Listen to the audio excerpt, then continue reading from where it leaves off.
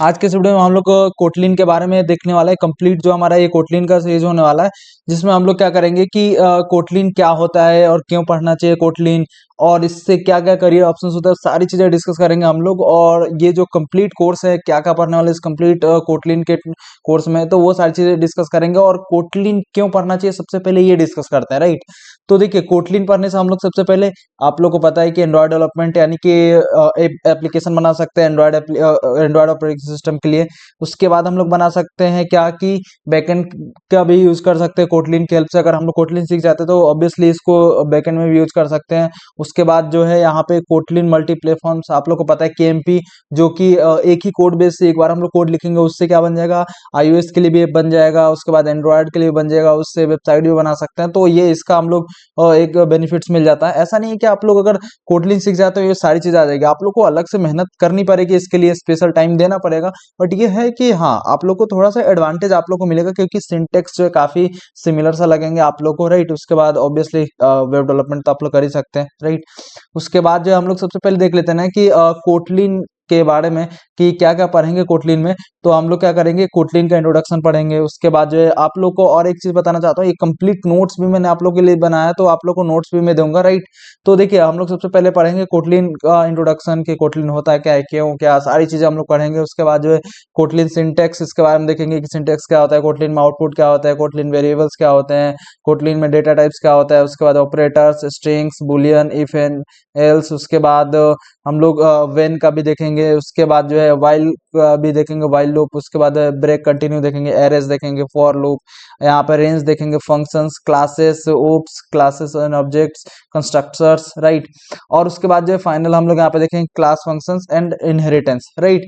और देखिए, इतने सारे टॉपिक्स हम लोग कवर करने वाले हैं। बियॉन्ड दिस जो है कोटलिन के टॉपिक, हम लोग एंड्रॉयड डेवलपमेंट का कोर्स स्टार्ट करेंगे। तो इसके लिए हम लोग पूरी चीजों को ध्यान में रखते हुए कोटलिन को हम लोग पढ़ाएंगे आप लोग को, ताकि आप लोग को एकदम से हम लोग जो है ना कोटलिन सीख के उसके बाद जो है एंड्रॉयड डेवलपमेंट में हम लोग साथ साथ में स्टार्ट कर देंगे। और हम लोग ना कि हम लोग सिर्फ एंड्रॉयड डेवलपमेंट में सिर्फ क्या करेंगे, सिर्फ पढ़ेंगे और थ्योरेटिकल चीजें नहीं। मैं आप लोगों को ना हाथ पकड़ के मैं आप लोग को एक एक चीजें बताऊंगा, और आप लोग को ना जो आप लोग ऐप बनाएंगे उसको प्ले स्टोर पे भी कैसे पब्लिश करेंगे, वो सारी चीजें मैं आप लोग को बताऊंगा, राइट। चलिए हम लोग स्टार्ट करते हैं हम अपना पूरा कोटलिन का कोर्स, और इसमें एक एक चीजें स्टेप बाय स्टेप देखते हैं।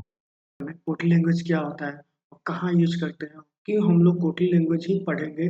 आज के समय में कोटी लैंग्वेज कितना यूजफुल है, इसके बारे में हम समझने वाले हैं। और कैसे हम लोग कोटी लैंग्वेज को पढ़ करके कितने various of website Android application बना सकते हैं, और यहाँ तक कि एप्लीकेशन हम लोग मल्टी प्लेटफॉर्म के लिए भी बना सकते हैं। तो सबसे पहले हम इस वीडियो में समझने वाले हैं कि हम कोटलिन को क्या करें, कैसे समझें और किस तरह समझें कि हम सारे तरह की variety of website, Android applications and Kotlin multi platform application कैसे बना सकते हैं। तो इसके बारे में हम लोग समझेंगे। तब तक कि इस वीडियो में हम लोग इसके बारे में पूरे बेसिक समझेंगे कि कैसे क्या होता है, कहाँ यूज करते हैं, क्यों हम लोग को और पढ़ना चाहिए कोटलिन, और कैसे हम लोग पढ़ेंगे कि अपनी Android development, Kotlin multi platform development और वेब डेवलपमेंट भी कर सकते हैं इससे। तो हम लोग बेसिकली पढ़ने वाले हैं एंड्रॉयड डेवलपमेंट की तरफ, और इससे ही हम लोग इससे से रिलेटेड ये वीडियो बनाएंगे। और इसमें जितने भी बेसिक ज़रूरत होगी उसके लिए हम लोग इसमें पढ़ेंगे एंड्रॉयड डेवलपमेंट के लिए। आप लोग पहले ही जावा पढ़ चुके हैं या नहीं भी पढ़ेंगे तो नहीं पढ़ेंगे तो फिर भी हम मैं आपको बेसिक से पूरी कोडिंग लैंग्वेज बताऊंगा कि कहाँ कैसे आप लोग के क्यों आप लोग पढ़ना चाहिए कोटली लैंग्वेज आज के समय में। जावा पढ़ लिया तो कोई बात नहीं, आप लोग को बेहतर समझ में आएगा। तो हमें कोटली लैंग्वेज पढ़ने के लिए सबसे पहले हमें क्या ज़रूरत पड़ेगी, कंपाइलर की ज़रूरत पड़ेगी और आईडी की ज़रूरत पड़ेगी। जो एंड्रॉयड स्टूडियो यूज कर सकते हैं इंटेलिजेंट आईडी यूज कर सकते हैं, जो कोटलिन की लैंग्वेज को कंपाइल करके एप्लीकेशन में कन्वर्ट करें। अभी हम लोग फुल बेस्ड एप्लीकेशन बनाएंगे, वे एप्लीकेशन मोबाइल ऐप अभी नहीं बनाएंगे। अभी हम लोग बेसिक पढ़ रहे हैं तो इसलिए हम लोग अभी फुल बेस्ड एप्लीकेशन बना करके अब कोटलिन लैंग्वेज को पहले समझ लेंगे अच्छे से। उसके बाद हम लोग एडवांस की वीडियो जैसे आएगा उसमें हम पूरी एडवांस कोटलिन की एडवांस टॉपिक को हम लोग कवर करेंगे। उसमें कवर करते ही उसमें कवर करेंगे और एंड्रॉयड आईडी का यूज करते हुए, और बताएंगे कैसे हम लोग application Kotlin multi platform develop कर सकते हैं। तो इसके लिए हम लोग सबसे पहले हम लोग ये करते हैं कि हम लोग किसी भी तरह कोडलिंग लैंग्वेज को सीख लेते हैं या समझ लेते हैं और उसके बाद हम लोग एंड्रॉयड आईडी का यूज़ करेंगे। सबसे पहले अभी हम कोटलिन कंपाइलर का यूज़ करेंगे। जो कोटलिन कंपाइलर हम लोग को वेबसाइट से ही अच्छे से मिल जाता है और आसानी से हम लोग सीख सकते हैं। यहाँ पर सर्च करूँगा कोटलिन कंपाइलर सर्च करते ही हम एंटर हिट करूँगा तो यहाँ पे सबसे फर्स्ट वेबसाइट जो आएगा कोटलिन प्लेग्राउंड वेबसाइट से इस नाम से, तो इसको हम लोग क्लिक करके वेबसाइट पे पहुँच जाऊँगा। वेबसाइट पे यहाँ पे ऑलरेडी पहले से यहाँ पे हेलो वर्ल्ड प्रोग्राम का ऑलरेडी प्रोग्राम लिखा हुआ है, तो यहाँ पे मैं रन करके चेक कर लेता हूँ कि ये क्या एक्चुअली काम कर रहा है कि नहीं। यहाँ पे इमेजिन यहाँ पे एक्चुअली काम कर रहा है। कैसे हम लोग ये आउटपुट ये मिल गया हमें और यहाँ पे हमें कंपाइलर और आईडी दोनों ही इंटीग्रेटेड है यहाँ पे। अभी कोटलिन का वर्जन चल रहा है 2.221 ये चल रहा है और ये भी हम लोग को जगह। तो इसमें जेवीएम क्या करता है, सबसे पहले कंपाइलर जो भी होता है, कंपाइलर जो जावा की है वो बाइट कोड में कन्वर्ट करके ये जेवीएम को दे देता है। जेवीएम बाइट कोड को मशीन कोड में कन्वर्ट कर देता है। यही जो खासियत जो है बाइट कोड से कंपाइलर जो है किसी किसी भी लैंग्वेज से जावा लैंग्वेज और किसी कोटली लैंग्वेज से कन्वर्ट करके बाइट कोड में कन्वर्ट करता है और जेवीएम बाइट कोड से कोटलिन जो बाइट कोड से वो डायरेक्ट हमें मशीन कोड में कन्वर्ट करके दे देता है। यही जो कन्वर्जन जो बताता है कि हाँ कोटलिन जो है प्लेटफॉर्म इंडिपेंडेंट है जावा की तरह और ये इसका एक प्लेटफॉर्म पर कोई भी प्रोग्राम रन हो जाएगा। किसी भी प्लेटफॉर्म पे किसी भी आईडी पे किसी भी ओएस पे हम लोग इसका एप्लीकेशन चला सकते हैं। यहाँ पे हम लोग सबसे पहले समझ लेते हैं कि कोटलिन क्या है और कहाँ हम लोग कोटलिन पढ़ना चाहिए, इसके बारे में हम लोग समझते हैं और किसने बनाया। तो कोटलिन एक मॉडर्न प्रोग्रामिंग लैंग्वेज है जो ट्रेंडिंग अभी के समय बहुत ट्रेंड में चल रहा है और ये रिलीज हुआ है 2016 में ही और जेट ब्रेन्स के द्वारा बनाया गया है। ये वेरी पॉपुलर लैंग्वेज है जो जावा के साथ भी काम कर सकता है और कि जावा ये और कोटलिन दोनों साइमल्टेनियसली एक ही इन्वायरमेंट में काम कर सकते हैं और ये जो लाइब्रेरी होगा बस उसकी लाइब्रेरी को ऐड कर देंगे तो जावा कोड और कोटलिन प्रोग्राम एक साथ हम लोग यूज कर सकते हैं। और चलिए बढ़ते हैं हम लोग कोटलिन क्यों यूज करेंगे, कहाँ हम लोग यूज करेंगे, किस किस एप्लीकेशन को बनाने के लिए हम लोग कोटलिन को यूज कर सकते हैं। तो सबसे पहले तो हम एंड्रॉयड एप्लीकेशन जैसे कि मैं पहले ही बताया कि एंड्रॉयड एप्लीकेशन बना सकते हैं जो एंड्रॉयड ऐप्स से जैसे एंड्रॉयड ऐप्स के लिए यूज होगा। और अभी के समय जो नया फीचर आया है एएमपी कोटलिन मल्टी प्लेटफॉर्म के लिए यूज होने लगा है अभी के समय। जो अभी जेटपैक कंपोज भी आया है जो अभी इसमें नहीं लिखा हूँ वो एडवांस की टॉपिक है, उसके बारे में हम लोग अलग से वीडियो बना करके समझाऊंगा कि हाँ कैसे हम लोग कोटलिन मल्टी प्लेटफॉर्म के लिए भी यूज कर सकते हैं जो किसी भी एप्लीकेशन पे किसी भी मोबाइल पे जैसे iOS पे भी चलेगा इसका एप्लीकेशन। और चलिए अभी लौटते हैं यहाँ इधर। तो ये वेब एप्लीकेशन के लिए वेब डेवलपमेंट भी कर सकते हैं कोटलिन से, जैसे स्प्रिंग फ्रेमवर्क पे हम लोग जावा से यूज कर सकते हैं। तो इसी तरह इसमें भी कोटलिन को यूज करके हम जावा फ्रेमवर्क स्प्रिंग बूट पे भी हम लोग स्प्रिंग फ्रेमवर्क पर भी हम लोग कोटलिन का प्रोग्राम लिख सकते हैं। और ये सर्वर साइड एप्लीकेशन को भी बनाने के लिए यूज होता है। और ये डेटा साइंस में भी अभी के समय अभी तो इतना पॉपुलर नहीं है, अभी तो सबसे पहले पाइथन ही पॉपुलर है। अभी ये इसके लिए बनाया जा रहा है डेटा साइंस में, डेटा साइंस के लिए इसको बनाया जा रहा है जैसे पाइथन को बनाया गया था उसी तरह इस लैंग्वेज को भी बनाया जाए वेरियस एप्लीकेशन बनाने के लिए वेरियस फील्ड में यूज करने के लिए इसको बनाया जा रहा है। और ये बहुत जगह यूज होगा आगे चल के, इसका फ्यूचर बहुत ब्राइट होने वाला है। इससे हम लोग अभी इसको समझ लेते हैं तो हमारी चीज़ें जो भी चीज़ें अभी के समय हर जगह हर एक कंपनी में लगभग कंपनी में बहुत सारी कंपनियों में लगभग इसकी मांग होती है क्योंकि ये नया लैंग्वेज है और गूगल का प्रोडक्ट है और ये अभी के समय ट्रेंडिंग में चल रहा है। जावा के बाद ये ट्रेंडिंग में ये आया है लैंग्वेज। तो चले बैठते हैं। तो कोटलिन क्यों हम लोग यूज करेंगे, वाई यूज कोटलिन। तो ये हम लोग की कोटलिन की ट्यूटोरियल में हम लोग समझेंगे कि कोटलिन हम लोग क्यों यूज करेंगे, तो ये यूज करेंगे। चलिए हम इसके बारे में समझते हैं। Kotlin fully compatible with Java. ये इसमें कोटलिन जहाँ हम लोग लिख सकते हैं कोटलिन की प्रोग्राम वहाँ पे हम लोग जावा की प्रोग्राम भी लिख सकते हैं। लेकिन हाँ, जावा की फाइल है तो जावा की प्रोग्राम ही लिखेंगे, कोटलिन की फाइल है तो कोटलिन के ही प्रोग्राम लिखेंगे, जावा के लिखेंगे तो कंपैटिबल नहीं होगा। और हम लोग ये लेकिन बस हम लोग इस ध्यान रखना चाहिए कि हाँ, कोटलिन की फाइल है कोटलिन की प्रोग्राम लिखना, और जावा की फाइल है जावा की प्रोग्राम लिखना। और उसके अलावा ये हर तरह से कंपैटिबल है। और Kotlin work different platform, window, Mac, Linux, raspberry pi, ETC, ये वेरियस प्लेटफॉर्म के लिए यूज हो रहा है अभी के समय में। और इसका फ्यूचर बहुत आगे के लिए बहुत आगे यूज होने वाला है। इसलिए हम लोग को ये कोटलिन लैंग्वेज पढ़ना चाहिए। और Kotlin is concise and safe. Kotlin एक सेफ लैंग्वेज है जो नल पॉइंटर एक्सेप्शन को भी ये हैंडल करता है कोटलिन। और ये बहुत कम एरर प्रोड्यूस करता है जावा के बिहाफ में। जावा जितना जावा जितना एरर प्रोड्यूस करता है उसके जैसा ये एरर बहुत कम सेफ मतलब बहुत कम प्रोड्यूस करेगा। ये सेफली किसी प्रोग्राम को रन कर देगा। ये किसी प्रोग्राम को क्रैश होने नहीं देगा। बस ये सेफली कॉल करेगा। और ये किसी तरह के जैसे कोरोटीन्स हो गया और जितनी भी चीज़ें हैं, और नल पॉइंटर, नल सेफ्टी, ये सारे यूज होंगे इसमें कोटलिन में। और यही है कि प्रोग्राम को इस यही फीचर्स जो है कोटलिन लैंग्वेज को स्पेसिफिक बनाता है और ब्राइट बनाता है और वेरियस से यूज के लिए यूज हो रहा है अभी के समय में। और कोटलिन इजी टू लर्न, ये बहुत इजी लैंग्वेज है जो हम लोग आसानी से, जैसे जावा स्क्रिप्ट हम लोग पढ़े होंगे, पाइथन पढ़े होंगे। पाइथन तो थोड़ा सा वास्ट है, लेकिन ये जावा जो है जावा से भी बहुत सिंपल लैंग्वेज है, बहुत आसान लैंग्वेज है।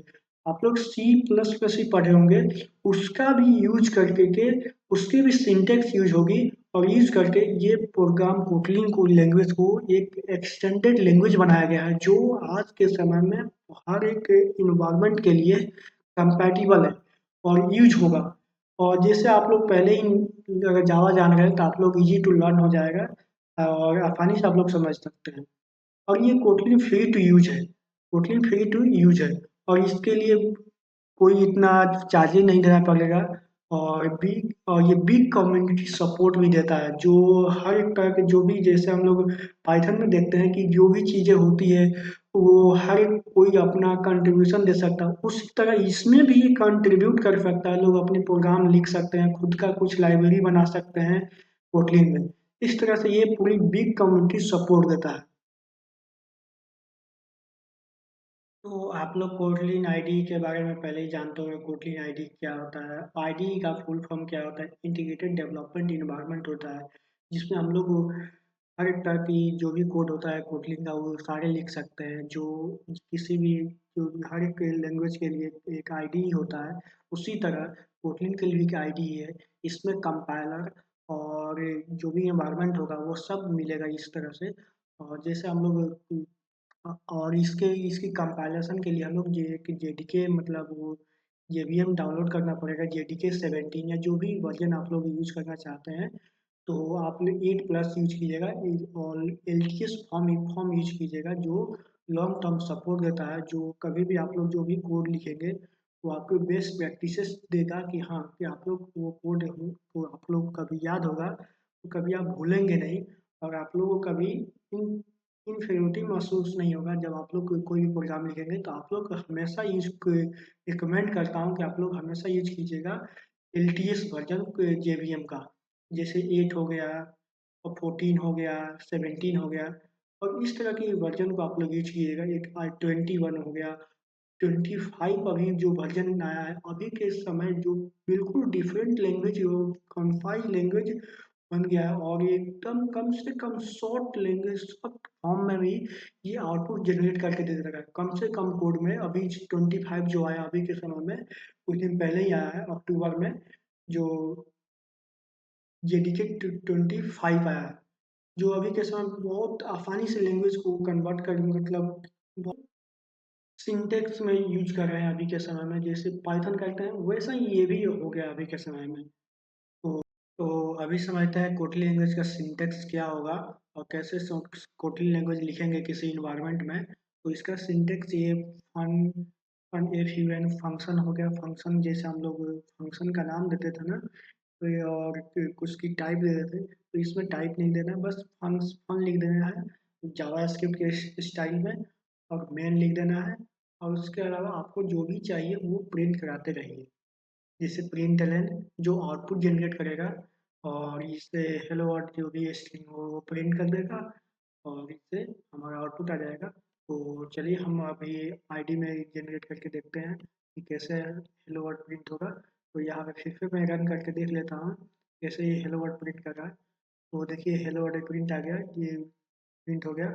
और फंक्शन मेन और प्रिंट एलन जो फंक्शंस है ये ओवरलोडेड फंक्शन है। इसके बारे में एडवांस टॉपिक में हम कवर करने वाले हैं। जो ओवर राइडेड है ऑब्जेक्ट ओरिएंटेड प्रोग्रामिंग का ये जो आता है, जैसे हम लोग यहाँ पे इंटीजर भी देंगे किसी भी टाइप का देंगे वो प्रिंट करके दे देगा। तो इसके साबित करने के लिए हम डेटा टाइप में हम साबित करेंगे कैसे ये प्रिंट लाइन ओवर लोडेड है। तो इसके बारे में चलिए हम करते हैं नेक्स्ट टॉपिक में कैसे हम लोग आउटपुट जनरेट करेंगे। आउटपुट तो समझ ही लिए ये कैसे आउटपुट इससे जनरेट होगा। तो ये आउटपुट शो करने के लिए प्रिंटलन फंक्शन से जो है इनबिल्ट फंक्शन है। जो इसके इसके बारे में मैं आगे बताऊंगा। आप लोग पहले भी जानते हो कोई अदर प्रोग्रामिंग लैंग्वेज पढ़े होंगे तो फंक्शंस क्या होते हैं, फंक्शन कितने टाइप के। और यहाँ पे हम लोग आउटपुट जनरेट कर सकते हैं। तो यहाँ चलिए बढ़ते हैं नेक्स्ट टॉपिक की तरफ। यहाँ पे कोटलिन कमेंट्स के बारे में समझते हैं, कमेंट्स कैसे हम लोग कमेंट देते हैं कोटलिन लैंग्वेज में, इसके बारे में समझेंगे। कोटलिन लैंग्वेज में दो तरह से हम कमेंट दे सकते हैं, जैसे अदर लैंग्वेज में हम देते हैं कमेंट। कमेंट जो बेस्ड ऑन एक्सलेंट कोड जो मेक द रीडेबल कोड को रीडेबल बनाता है। और it can also be use to prevent execution when testing alternative code. जब ये ऑल्सो जो रोक देता है कि जब हम लोग कोई भी चीज़ों को एग्जीक्यूट करते हैं और उस कोड को हम चाहते हैं कि कमेंट कर लेते हैं, उसके बाद ये उस लाइन को एग्जीक्यूट नहीं कर पाता है। और जो हम लोग यूज करते हैं कमेंट, जब भी हम लोग कमेंट को यूज करते हैं तो कमेंट हम लोग दो तरह के यूज कर सकते हैं, एक सिंगल लाइन कमेंट और दूसरा है multi line comment. Single line comment हम लोग डबल फॉरवर्ड स्लैश दे करके हम लोग सिंगल लाइन कमेंट कर सकते हैं। जैसे ये बोल रहा है any text between double forward slash and the end of the line ignored bye Kotlin it will not be executed. मतलब ये जब हम लोग किसी भी लाइन के फर्स्ट में डबल फॉरवर्ड स्लैश दे देंगे तो ये ऑटोमेटिक इग्नोर कर देगा उस पूरे लाइन को और एंड में लिखने की हम लोग जरूरत नहीं पड़ती। मल्टी लाइन कमेंट कैसे होता है, जो multi line comment start with forward slash star and and with star forward slash. इस तरह से हम लोग मल्टी कमेंट दे सकते हैं। और ये वही बता रहे हैं जैसे हम लोग इसमें बताया कि हाँ एनी टेक्स्ट बिटवीन, जो ये यहाँ पे बीच में टेक्स्ट होगा कुछ भी टेक्स्ट होगा उसको इग्नोर कर देगा। तो इसके बारे में हम समझते हैं कोटलिन में। जैसे हम लोग देख रहे हैं ये मल्टी लाइन कमेंट दिया हुआ है और ये हम लोग सिंगल लाइन कमेंट भी देकर देखते हैं। जैसे यहाँ पे हमें बताएंगे कि ये ऑलरेडी इग्नोर कर देगा जो भी हम रन कर रहे हैं, कि पहले भी रन करके दिखाया हूँ। और सिंगल लाइन कमेंट देखता हूँ मैं, हेलो कुछ भी लिखूंगा यहाँ पे हेलो, तो उसके बाद हेलो ये कुछ भी लिख दूंगा तो ये प्रिंट कर देगा। मतलब ये इसको इग्नोर करके ये हेलो वर्ड को ही प्रिंट करेगा उस, और ये मल्टी सिंगल लाइन कमेंट को और मल्टी लाइन कमेंट को भी इग्नोर कर देगा। तो इसे रन करके देखता हूँ। देखिए यहाँ पे प्रिंट नहीं हुआ, बस यहाँ पे हेलो वर्ल्ड ही प्रिंट हुआ, ये इसको इग्नोर कर दिया कंपाइलर ने। इसलिए हम लोग इसको कोड को रीडेबल बनाने के लिए सिंगल लाइन और मल्टी लाइन कमेंट देते हैं। जैसे किसी भी इन्वायरमेंट में किसी भी आईडी में और किसी भी प्रोजेक्ट में हजारों लाइन का कोड होता है। कोई भी प्रोग्रामर नया आया कंपनी में वो कैसे समझेगा इस चीज़ को। तो इस कमेंट के थ्रू या कमेंट कोई भी अच्छा प्रोग्रामर जो होता है कमेंट अगर दे देता है तो कोई भी नया प्रोग्रामर आता है कि जब वो कंपनी छोड़ के चला जाता है, कोई नया प्रोग्रामर आता है तो उसको वो प्रोजेक्ट को आगे बढ़ाता है, कोई भी न्यू फंक्शनैलिटी को ऐड करता है और उसको रीड करके क्या ज़रूरत पड़ती है क्या काम नहीं करता, इस चीज़ को यूज करते हुए ये हम लोग कमेंट दे करके हम समझ सकते हैं कि उसके बाद कौन सा कोड होगा, उसके पहले कौन सा कोड था। ये सारी चीज़ें हम लोग मल्टी लाइन और सिंगल लाइन कमेंट से हम लोग समझते हैं। और चलिए ये आप समझते हैं कोटलिन में वेरिएबल कैसे बनाते हैं, इसके बारे में समझते हैं। कोटलिन वेरिएबल जो कंटेनर जो for storing of data value, जैसे वहाँ पे हम लोग जावा में क्या करते थे कि कोई भी हम लोग डेटा स्टोर करने के लिए वेरिएबल बनाते थे किसी भी टाइप का, जैसे इंटीजर टाइप का वेरिएबल बना लिए, डबल टाइप का वेरिएबल, स्ट्रिंग टाइप का वेरिएबल बना लिए। इसमें वैसा नहीं बनेगा, बनेगा वैसा ही थोड़ा बहुत, लेकिन इसमें दो तरह का ही हम वेरिएबल इंट्रोड्यूस करेंगे। जो to create a value use var and val, दो ही हम वैल्यू बनाएंगे, मतलब वेरिएबल बनाएंगे, एक वेर टाइप का और वैल्यू टाइप का। जो वेर मतलब वेरिएबल, वैल मतलब वैल्यू, तो किसी तरह की वैल्यू को स्टोर करेगा। और ये वेरिएबल भी स्टोर करेगा, लेकिन इसकी वैल्यू आप लोग जानते होंगे चर अचर के टर्म में क्या होता है, ये आप लोग समझते होंगे, ठीक है, नहीं समझते तो मैं बताया। तो वेरिएबल मतलब जो हमेशा चेंज होता है, कोई वैल्यू असाइन हो जाएगा। और वेल में कोई भी रीअसाइन वैल्यू नहीं होगा, जो और जो भी बाद में चाहेंगे तो वो असाइन नहीं कर पाएंगे वेल में। और वेरिएबल में हम लोग रीअसाइन करते रहेंगे वैल्यू को। तो चलिए बढ़ते हैं, और इसको इक्वल टू करके हम इक्वल फाइन यूज करके हम लोग इसको किसी वैल्यू को असाइन कर देंगे वेरिएबल में और वेल में। और इसमें different between the val var is that variable declare with the where keyword or can be changed or modified while well variable cannot change। जैसे हम मैंने पहले बता दिया, ये वेरिएबल जो होता है, वेल जो टाइप का जो कीवर्ड हम लोग यूज करेंगे वो कभी मॉडिफाई हो जाएगा, चेंज हो जाएगा। और लेकिन वेल जो है वी एल है, वो कभी वेरिएबल जो है मॉडिफाइड नहीं होगा। तो चलिए बढ़ते हैं नेक्स्ट टॉपिक की तरफ। अब हम लोग वेरिएबल टाइप के, जैसे वेरिएबल हम लोग बना लिया, अब वेरिएबल का टाइप क्या होना चाहिए इसके बारे में समझते हैं। Unlike many other programming language, variable in do not need to declare with a specified type, string, text, integer और number। इस तरह से हम लोग डिफाइन नहीं करने की जरूरत नहीं पड़ेगी, जैसे आप लोग किसी अदर लैंग्वेज पे करते थे उस तरह से इसमें जरूरत नहीं पड़ेगी। और चलिए बढ़ते हैं नेक्स्ट टॉपिक की तरफ, डेटा टाइप।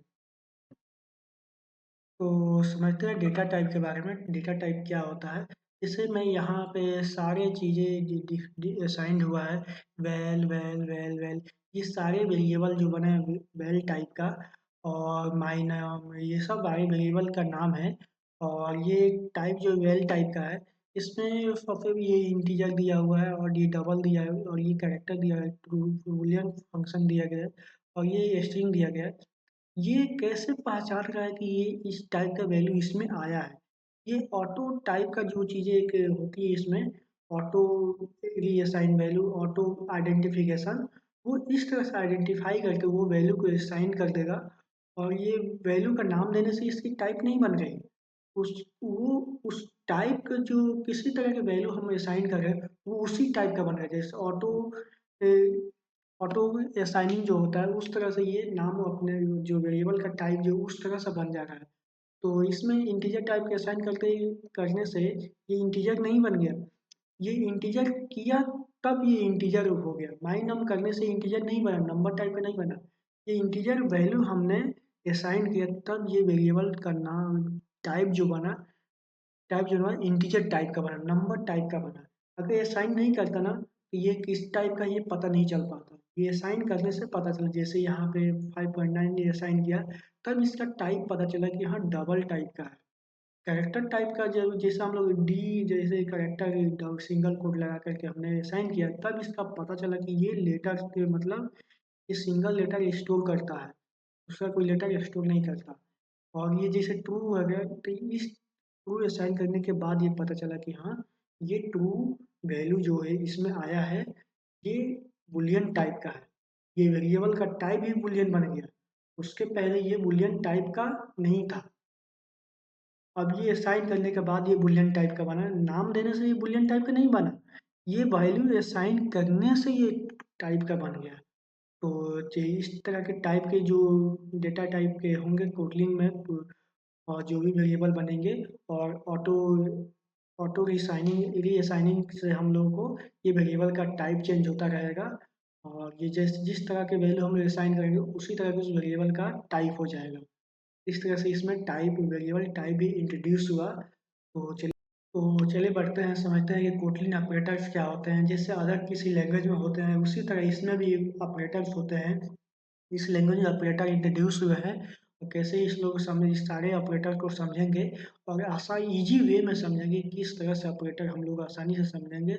और इसको ईजी वे में समझते हुए हम लोग समझेंगे कि एरिथमेटिक मतलब किसी तरह की मैथमेटिकल कैलकुलेशन परफॉर्म होगा, मतलब उस तरह के ऑपरेटर आएंगे जैसे plus minus modulo divided and multiplication, ये सारे तरह के ऑपरेटर इसमें जब आ गए तो मतलब ये अरिथमेटिक ऑपरेटर है।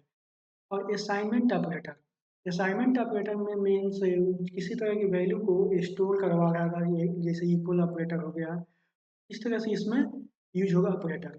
और कंपेरिजन ऑपरेटर जैसे किसी दो वैल्यू को कंपेयर करके बताएगा कि हाँ ये इक्वल है कि नहीं है, कि ग्रेटर है कि लेस देन है, इस तरह के कंपेरिजन करते हुए ये किसी वैल्यू की ये बुलियन टाइप की चीज़ों को रिटर्न करेगा।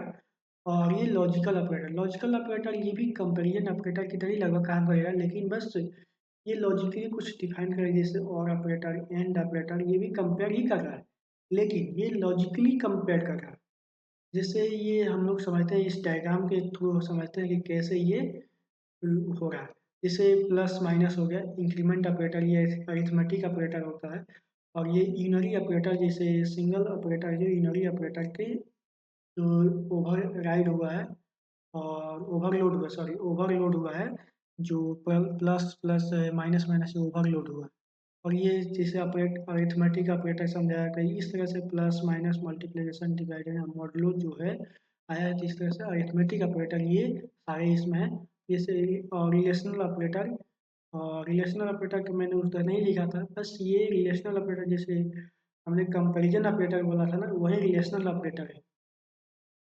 ये कंपेयर कर रहा है कि लेस देन है कि इक्वल है कि इक्वल टू है कि ग्रेटर देन है कि नॉट इक्वल है, इस तरह से ये रिलेशनल ऑपरेटर जो कंपेयर कर रहा है और इसे बता रहा है। और इधर लॉजिकल ऑपरेटर जो है जैसे एंड हो गया, साइन ऑफ एक्सक्लेमेशन हो गया, ये लॉजिकल ऑपरेटर है। और ये बीट वाइज शिफ्ट तो आप लोग समझ रहे हो, शिफ्ट है इस तरह से बीट वाइज ऑपरेटर जो यूज होते हैं। और इसमें असाइनमेंट ऑपरेटर जो हमने बताया था कि हाँ equal operator plus equal minus plus equal multiply equal divide equal, ये सारे ये ओवरलोडेड जो ऑपरेटर है, ये असाइनमेंट ऑपरेटर जो किसी तरह के ऑपरेटर को मतलब किसी वैल्यू को असाइन करने के लिए यूज होता है, इस वजह से असाइनमेंट ऑपरेटर ये स्टोर करने के लिए असाइनमेंट ऑपरेटर बन गया। और इससे स्पेशल ऑपरेटर जो हो गया साइज ऑफ और एंड मल्टीप्लिकेशन, इस तरह से हम लोग यूज करके स्पेशल तरह के किसी भी वेरिएबल की साइज पता कर पाएंगे। और टर्नरी ऑपरेटर जो यहाँ पे जिसे एल्विस ऑपरेटर भी बोलते हैं, इक्वल हो गया तो ये होगा नहीं तो ये होगा। ये इफ एल्स आप लोग समझते होंगे कि जैसे स्टूडेंट कंट्रोल हो जो होता है, वैसा ही ये भी टर्नरी ऑपरेटर ये काम करता है। और ये आप लोग समझ गए कि ये सारे जो भी चीज़ें हैं ये बाइनरी ऑपरेटर है और ये टर्नरी ऑपरेटर है, यूनरी ऑपरेटर है। ये ऑपरेटर तीन तरह के ही होते हैं, मतलब वो ऑपरेटर को बताया बस उस तरह के उस टाइप का ऑपरेटर यूनरी ऑपरेटर में ये आ गया, और बाइनरी ऑपरेटर ये सब आ गए, और टर्नरी ऑपरेटर में ये बस ये एल्विस ऑपरेटर ही आता है। इसको एल्विस ऑपरेटर ही बोलते हैं। तो क्यों बोलते हैं ये आगे के वीडियो में पढ़ेंगे और समझेंगे। तो चलिए बढ़ते हैं। तो बढ़ते हैं स्ट्रिंग कोटलिन स्ट्रिंग की तरफ, और कैसे हम लोग स्ट्रिंग डिक्लेयर करेंगे। इसमें दो तरह से बहुत तरीके हैं इसमें स्ट्रिंग को डिक्लेयर करने के लिए और बनाने के लिए। तो इसमें सबसे पहले हम लोग ये कोटलिन से स्ट्रिंग जो टेक्स्ट जो स्टोर करेगा, और ये declare collection of surrounded by double quotes, मतलब ये डबल कोट यूज करके यूज करेंगे और ये स्टोर करेंगे वैल्यू को। और स्ट्रिंग जो हम लोग वेरिएबल डिक्लेयर करके उसके बाद स्ट्रिंग टाइप का बना करके उसके बाद वैल्यू असाइन करेंगे। इस तरह के हम लोग प्रैक्टिकल करते हैं। तो चलिए बढ़ते हैं। तो हम लोग आईडी में आ चुके हैं। आईडी में आते ही हम यहाँ पे वैल्यू या वैल दे करके यहाँ वैल देता हूँ, वैल और ग्रीटिंग्स देता हूँ,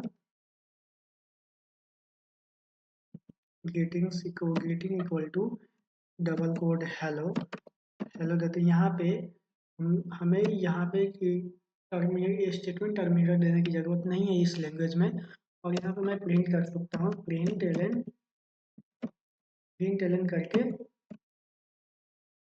ग्रीटिंग्स को हम लोग प्रिंट कर सकते हैं। और ये इसको मैं रन करता हूँ, रन करने के बाद मुझे आउटपुट शो होगा हेलो। ये देखिए मेरे मुझे हेलो प्रिंट हो गया। और हम लोग इस तरह इसको ही एक स्मार्ट वे में हम लोग कन्वर्ट करेंगे। तो इसको हम लोग एक स्मार्ट वे में भी इसको हम डिक्लेयर कर सकते हैं। कैसे वेरिएबल को डिक्लेयर कर सकते हैं, हम डिफरेंट टाइप का वैल्यू ले सकते हैं यहाँ पे। वेल वेल ग्रीटिंग, मतलब वैल्यू का नाम चेंज कर दिया, ग्रीटिंग ग्रीटिंग्स करके हम यहाँ पे कोलन दे दिया, स्ट्रिंग टाइप का दे दिया स्ट्रिंग, और इक्वल टू हम हेलो कर देंगे, हेलो। तो इस तरह से भी हमें ये आउटपुट देगा। यहाँ से मैं एस कर देता हूँ, ग्रीटिंग्स ग्रीटिंग्स। ये इस तरह से यहाँ से प्रिंट करके हमें सेम वैल्यू देगा। मैं यहाँ पे रन करता हूँ, रन करने के बाद देखिए यहाँ पे मुझे सेम वैल्यू हेलो मिला। और यहाँ पे ये मैंने वेरिएबल का नाम चेंज कर दिया इसलिए कुछ नहीं बोला। और यहाँ पे अगर सेम देता तो ये प्रॉब्लम करता कि हाँ, बोल रहा कि रीअसाइन क्यों कर रहे हो। मैं पहले ही बताया कि वेल में रीअसाइन नहीं कर सकते, वैल्यू वेरिएबल में वैर में हम लोग रीअसाइन कर सकते हैं।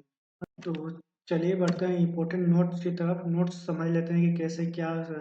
यहाँ पे if you want to create a string without assigning the value, मतलब you must specify the type while declaring the variable. मतलब आप लोग चाहते हैं कि बिना विदाउट स्ट्रिंग के हम लोग स्पेसिफाई की हम लोग की असाइन करते वैल्यू, तो हम लोग ये टाइप का हमने क्रिएट करना ज़रूरी होगा। और ये वेरिएबल को डिक्लेयर करना बहुत ज़रूरी होगा। तो चलिए बढ़ते हैं नेक्स्ट, स्ट्रिंग के जो भी फंक्शंस होंगे उसके बारे में समझेंगे। तो यहाँ पे स्ट्रिंग की लेंथ हम लोग ज्ञात करेंगे सब स्ट्रिंग की टॉपिक में। तो स्ट्रिंग की लेंथ कैसे ज्ञात करते हैं, तो यहाँ पे वेरिएबल टाइप का हमें स्ट्रिंग एक टेक्स्ट टाइप के वेरिएबल स्ट्रिंग टाइप के वेरिएबल को टेक्स्ट में हम लोग असाइन करके और इसकी लेंथ को हम लोग ज्ञात करें टेक लेंथ प्रॉपर्टी यूज करके इस स्ट्रिंग की। तो चलिए हम बढ़ते हैं आईडी की तरफ, आईडी में। और यहाँ पे हम इन्हें ये आईडी में मतलब इसमें हम लोग हेलो असाइन किया है और इसकी हम लेंथ याद करना चाहते हैं। तो डॉट लेंथ हम दे देंगे ना, डॉट लेंथ, तो ये हमें मिल जाएगा। ये लेंथ जैसे करूँगा और रन करूँगा तो ये हमें लेंथ मिलेगा क्या, ये 5 मिल गया। 1 2 3 4 5, ये इसकी लेंथ 5 मिल गया। यहाँ पे मैं स्पेस भी दूंगा ना तो इसका भी लेंथ काउंट करके देगा मुझे। देखना ये 6 देगा, दिया 6। इस तरह से ये स्पेस को भी कैलकुलेट करके हम लोग को आउटपुट देता है। और यहाँ पे मैं एच भी लिख लूँ तो ये कितने लेंथ का देगा, 7 लेंथ का हमें स्ट्रिंग का मतलब ये रिटर्न करके देगा 7 लेंथ जब हम लोग आउटपुट करेंगे, ठीक। और यहाँ पे मिला हमें 7। तो चलिए बढ़ते हैं और समझते हैं ये। और string function, next string function जो होता है, और इसमें टेक और हम लोग स्ट्रिंग फंक्शन जो यूज करके अपर केस लोअर केस इसके बारे में हम लोग पता करेंगे कि हाँ लोअर केस में कैसे कन्वर्ट कर देंगे। कोई भी स्ट्रिंग जो हमें मिला है उस स्ट्रिंग को लोअर केस में कन्वर्ट करना हो तो कैसे करेंगे, अपर केस में कन्वर्ट करना हो कैसे करेंगे, उसका रेफरेंस चलिए समझते हैं। तो यहाँ पे हम print Elon print Elon print LN करके greetings dot upper case, upper case करूँगा तो इसकी हमें आउटपुट जो मिलेगी, आउटपुट मिलेगा देखना ये हेलो जो भी हेलो और स्पेस और ये है ये सारे अपर केस में मिलेंगे हमें। देखिए ये सारे अपर केस में ही मिला। और इसको जैसे हम इसको कॉपी करके यहाँ पे पेस्ट करूँगा तो या इसको लोअर केस में करूँगा तो इस लोअर केस में ही हमें सारे जो भी स्ट्रिंग होगा वो लोअर केस में ही मिलेगा। यहाँ पे लोअर केस में मिला सारे, यहाँ पे एच भी अपर केस में था फिर भी हमें लोअर केस में मिले सारे। स्ट्रिंग को जो भी स्ट्रिंग में एक एक कैरेक्टर है वो सारे को लोअर केस में कन्वर्ट कर लिया, अपर केस से सारे कैपिटल में कन्वर्ट कर दिया और लेंथ से हमें 7 लेंथ इसको दे दिया। तो इस तरह से हम लोग किसी भी स्ट्रिंग की लेंथ ज्ञात कर सकते हैं, उसकी लेटर को कैपिटल स्मॉल लेटर में हम कन्वर्ट कर सकते हैं कि कैपिटल होगा स्मॉल होगा, सारे स्ट्रिंग को कैपिटल कर सकते हैं, सारे स्ट्रिंग को स्मॉल कर सकते हैं। इस तरह से इस फंक्शंस को यूज करते हुए हम लोग स्ट्रिंग को कैपिटल स्मॉल करके हम कर सकते हैं। तो चलिए तो यहाँ पे हम समझेंगे कैसे हम लोग दो स्ट्रिंग को कंपेयर करके कंपेयर टू फंक्शन यूज करके कैसे हम लोग दो स्ट्रिंग को कंपेयर करेंगे। और सेकेंड मेथड है कैसे हम लोग एक स्ट्रिंग के अंदर स्ट्रिंग को फाइंड करें किस इंडेक्स पर है, उस तरह की चीज़ों को हम फाइंड करके यहाँ पे प्राप्त करेंगे कि किस इंडेक्स पर है वो स्ट्रिंग जो भी स्पाइड स्ट्रिंग है। तो चलिए बढ़ते हैं आईडी की तरफ। तो यहाँ पे हम एक आईडी स्ट्रिंग दे देते हैं। यहाँ पे वेल टाइप का एक स्ट्रिंग डिक्लेयर करते हैं, वेल 18, कुछ भी नाम दे सकते हैं, जो भी आप लोग नाम दीजिएगा वो वैलिड हो। स्ट्रिंग इक्वल टू, यहाँ पे हम देते हैं हेलो हेलो। यहाँ पे फिर हमें यहाँ पे इसको कॉपी करके फिर यहाँ पे हमें पेस्ट करता हूँ। पेस्ट करने के बाद मैं यहाँ पे प्रिंट करता हूँ, दोनों के स्ट्रिंग को कंपेयर करूँगा कि हाँ ये ग्रीटिंग्स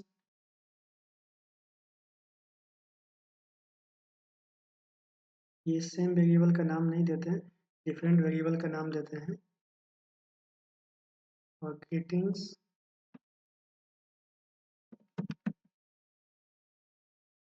डॉट कंपेयर टू,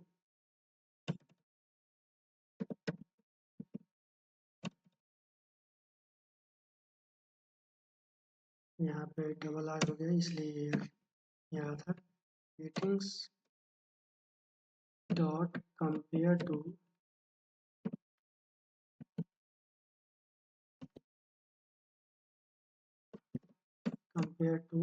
यहाँ पे एक दूसरे स्ट्रिंग को पास कर देंगे।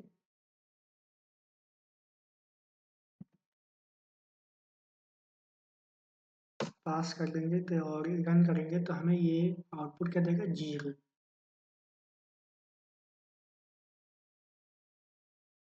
ये वेरिएबल का नाम अवेलेबल नहीं है इसलिए ये हमें वो एरर दिया। और यहाँ पे फिर से मैं रन करूँगा तो ये अवेलेबल होगा और हमें आउटपुट 0 मिल गया। मतलब ये दोनों जैसे इक्वल है तो हमें क्या मिला, आउटपुट 0 मिला। अगर एक बार पहले वाला स्ट्रिंग बड़ा होता तो हमें प्लस में आउटपुट मिलता, मतलब 1 मिलता। अगर ये पहले वाला छोटा होता तो हमें -1 आउटपुट मिलता। इस तरह से हमें पता चल जाता है कि दो स्ट्रिंग इक्वल है कि इक्वल नहीं है, छोटा है कि बड़ा स्ट्रिंग है। इस पे ये पता चलेगा इससे। आप लोग प्रैक्टिकल कर देखिएगा कि हाँ इसके -1 आएगा कब, 1 कब आएगा और 0 कब आ रहा है। इस तरह से इसकी आउटपुट आएगा। और अभी तो मैंने कंपेयर करके बता दिया कि हाँ इसका आउटपुट 0 आया, मतलब दो इक्वल है। और मैं यहाँ पे अभी इंडेक्स ऑफ फाइंड करने वाला हूँ। तो यहाँ पे मैं यहाँ पे दूसरा एक प्रिंट एलन फंक्शन लिखता हूँ और पता करता हूँ कि यहाँ पे कि ग्रीटिंग्स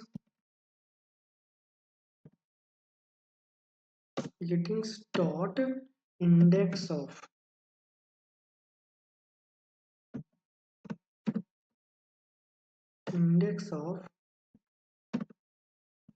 मैं एल को पता करना चाह रहा हूँ। जो फर्स्ट बार जो एल आया होगा ना वही हमें आउटपुट देगा।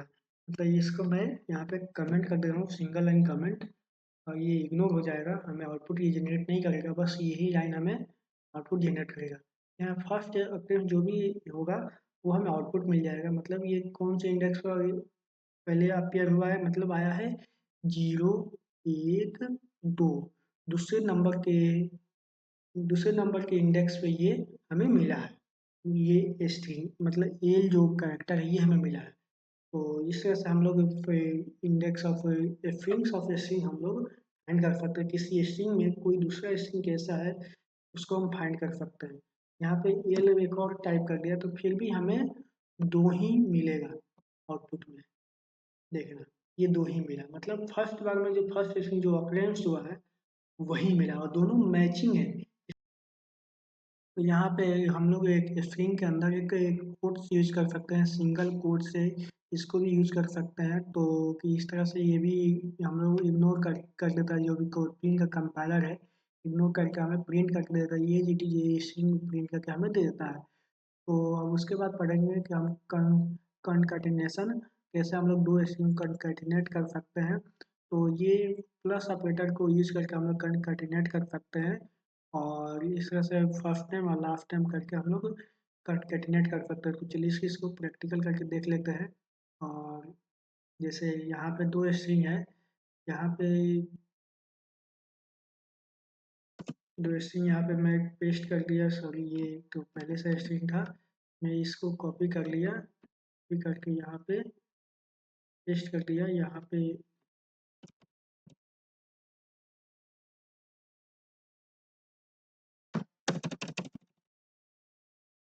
थिंग्स प्लस डबल कोट्स के बीच में स्पेस दे दिया, और ये स्पेस सेपरेटेड ही हमें कंकैटिनेट होगा। और यहाँ पे प्लस दे दिया, प्लस दे करके हेटिंग्स,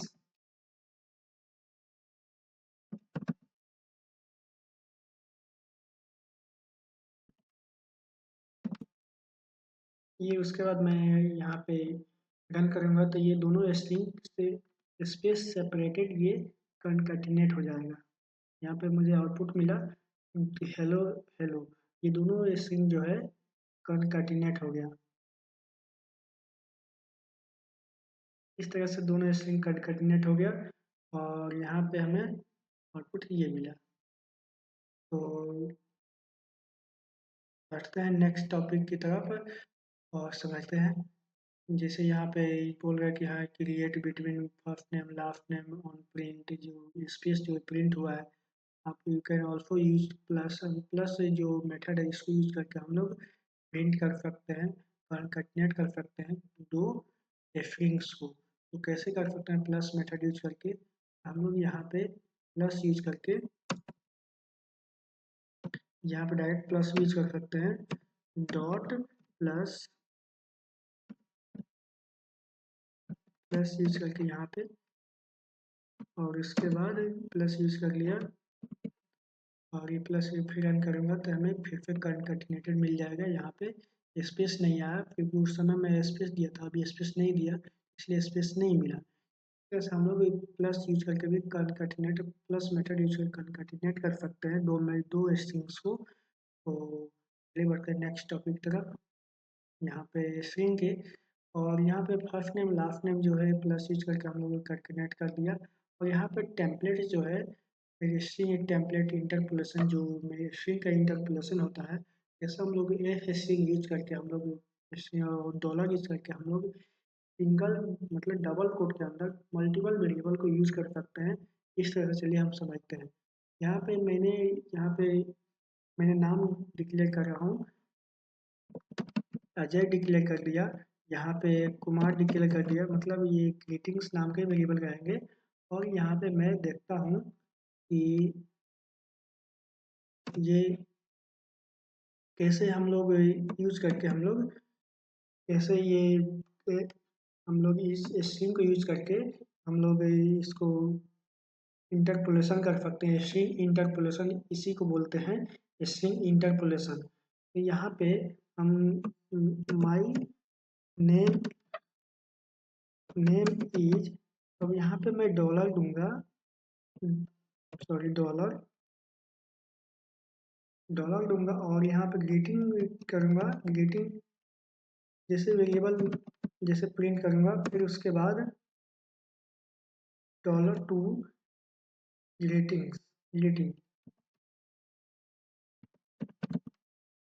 उस तरह से हमें यहाँ पे ये दोनों स्ट्रिंग जो है, ये दोनों हमें एक माय नेम में अजय कुमार इस तरह से प्रिंट होके आएगा।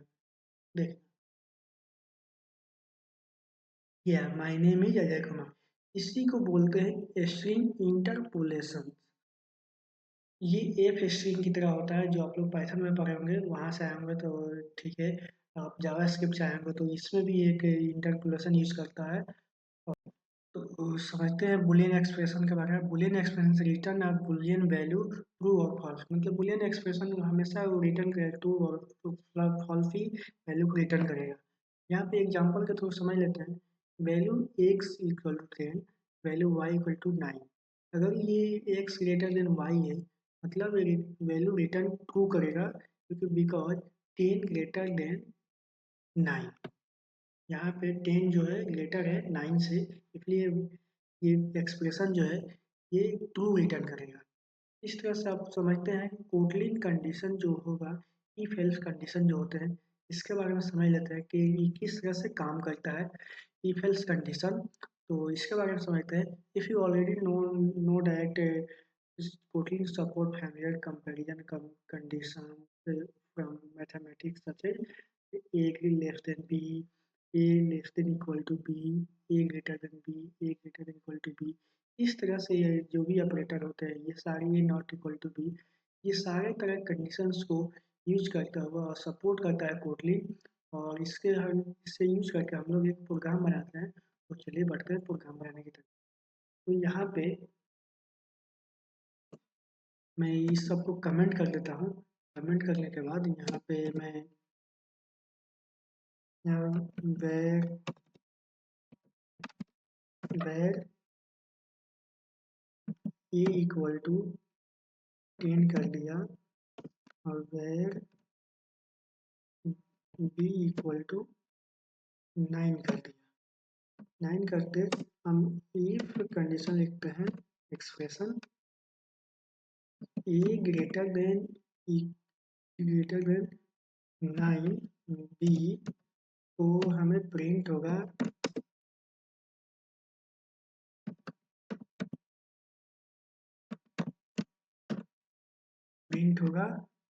ए, मीन्स मतलब ट्रू प्रिंट होगा।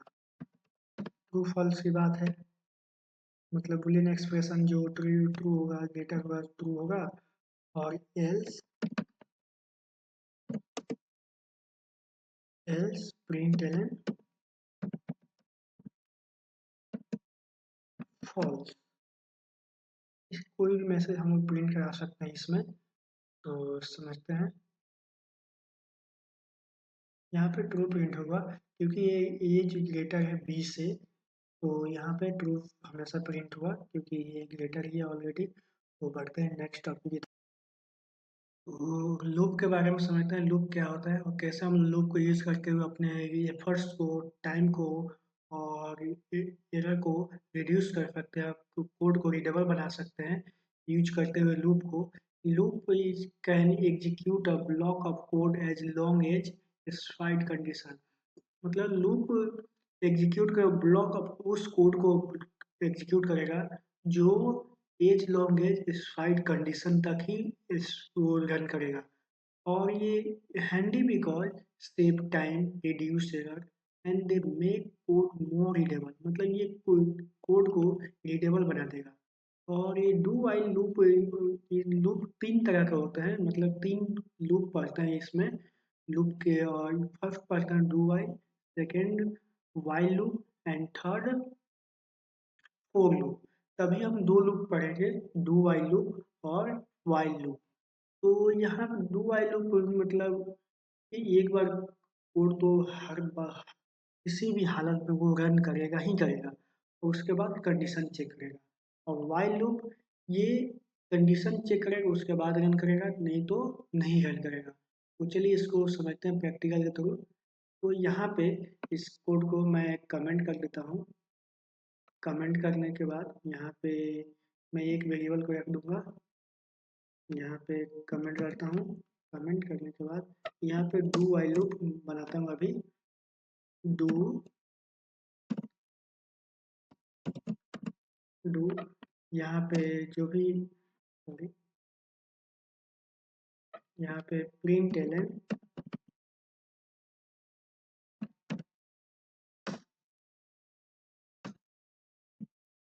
प्रिंट एलन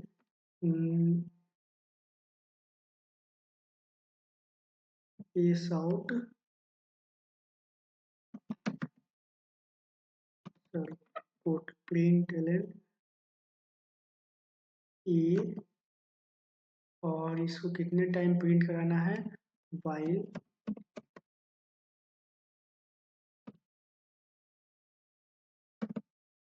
में प्रिंट कराना है a less than equal to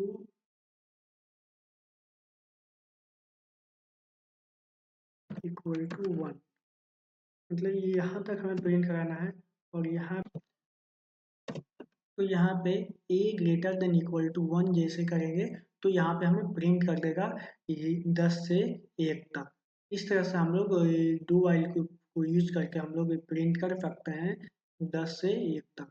और उसके बाद हम लोग समझते हैं वाइल कैसे काम करता है। ये वाइल, उसके बाद वाइल हम लोग लूप के बारे में समझते हैं। वाइल ऑलरेडी हमने इनिशियलाइज कर दिया है, इसमें इनिशियलाइजेशन, कंडीशन, फिर इंक्रीमेंट डिक्रीमेंट, ये हर एक लूप मांगता है। तो इसमें देखता हूँ ये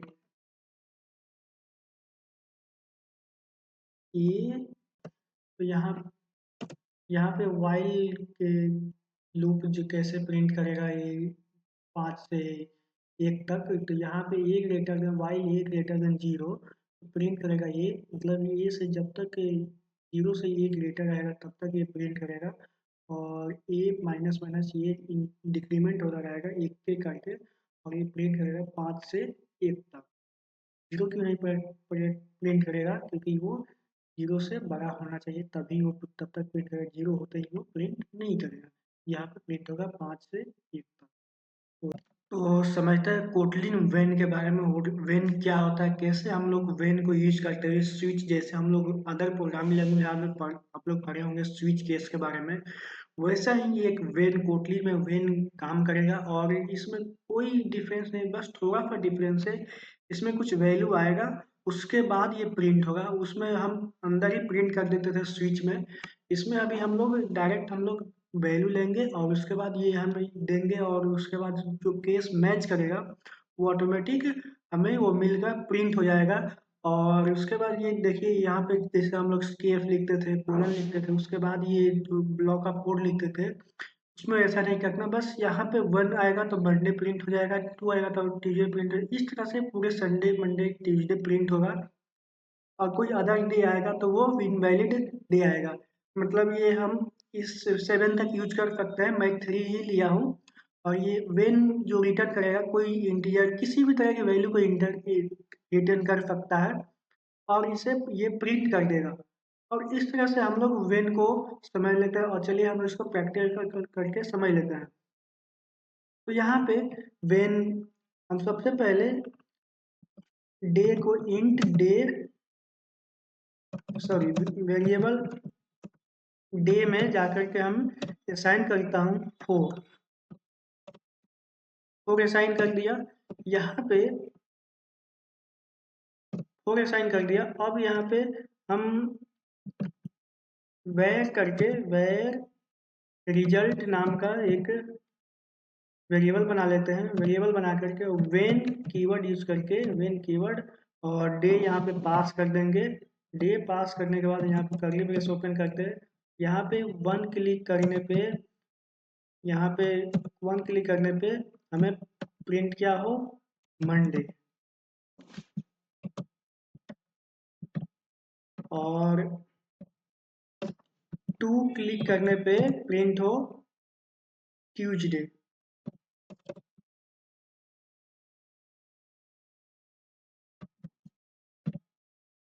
और 3 क्लिक करने पे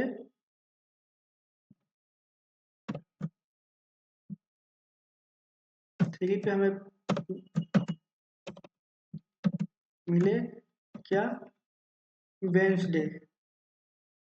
तो यहाँ पे हमने ये लिख दिया कोड, और लिखने के बाद मैं समझा देता हूँ कि वेन जो भी रिटर्न डे में आएगा 1 2 3 4, 4 आएगा तो इनवैलिड आ जाएगा। किसी अदर नंबर भी आएगा 4 के बाद तो इनवैलिड आएगा।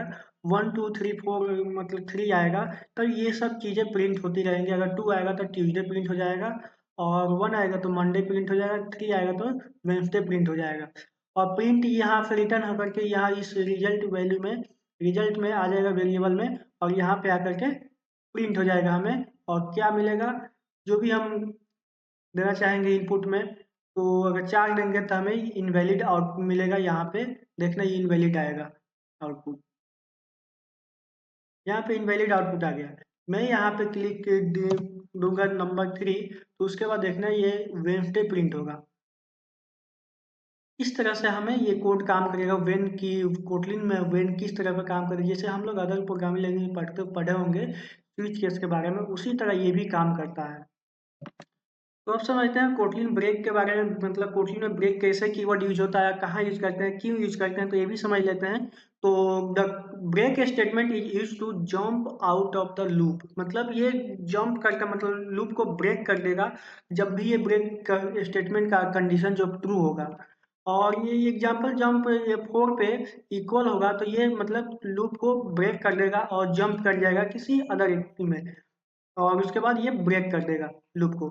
जैसे यहाँ पे आई इक्वल टू 0 रखा हूँ और I less than equal to 10, और प्रिंट एलन आई करके प्रिंट आई करते गया और आई प्लस प्लस से इंक्रीमेंट करते गया, और ये 4 जैसे ही आएगा तो 4 पे ही ब्रेक कर देगा, हमें प्रिंट होगा 0 1 2 3। इस तरह से हम आउटपुट को गेन कर पाएंगे। तो यहाँ पे मैंने आई इक्वल टू 1 कर दिया, 1 करके उसके बाद वाइल लूप लगाया।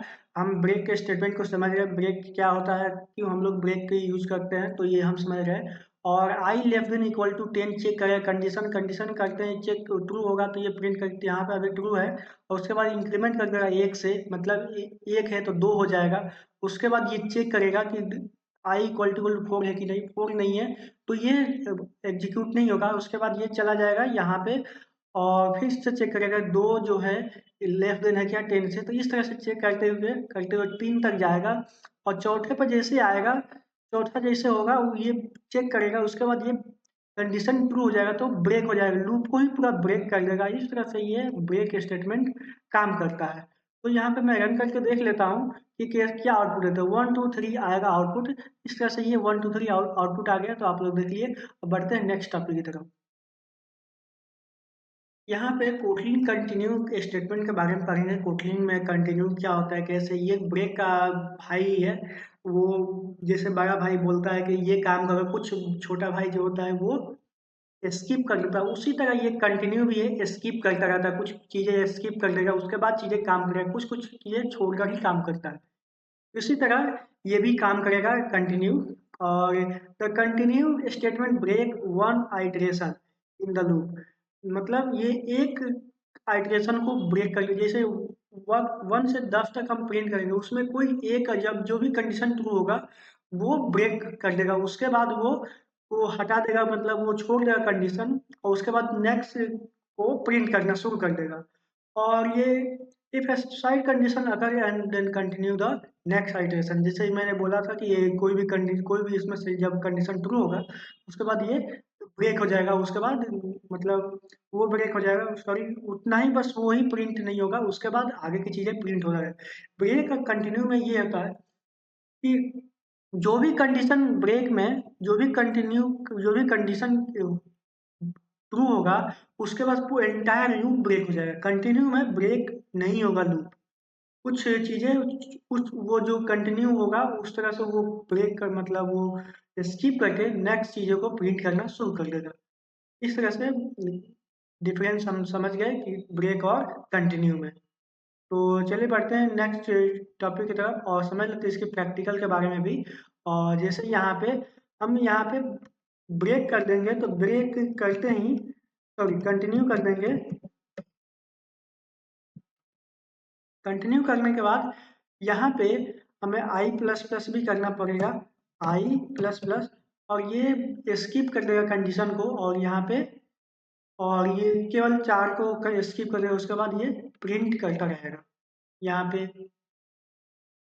देखना, ये 4 को छोड़ दिया, उसके बाद सारे चीजें प्रिंट कर दिया। इस तरह से कंटिन्यू काम करता है।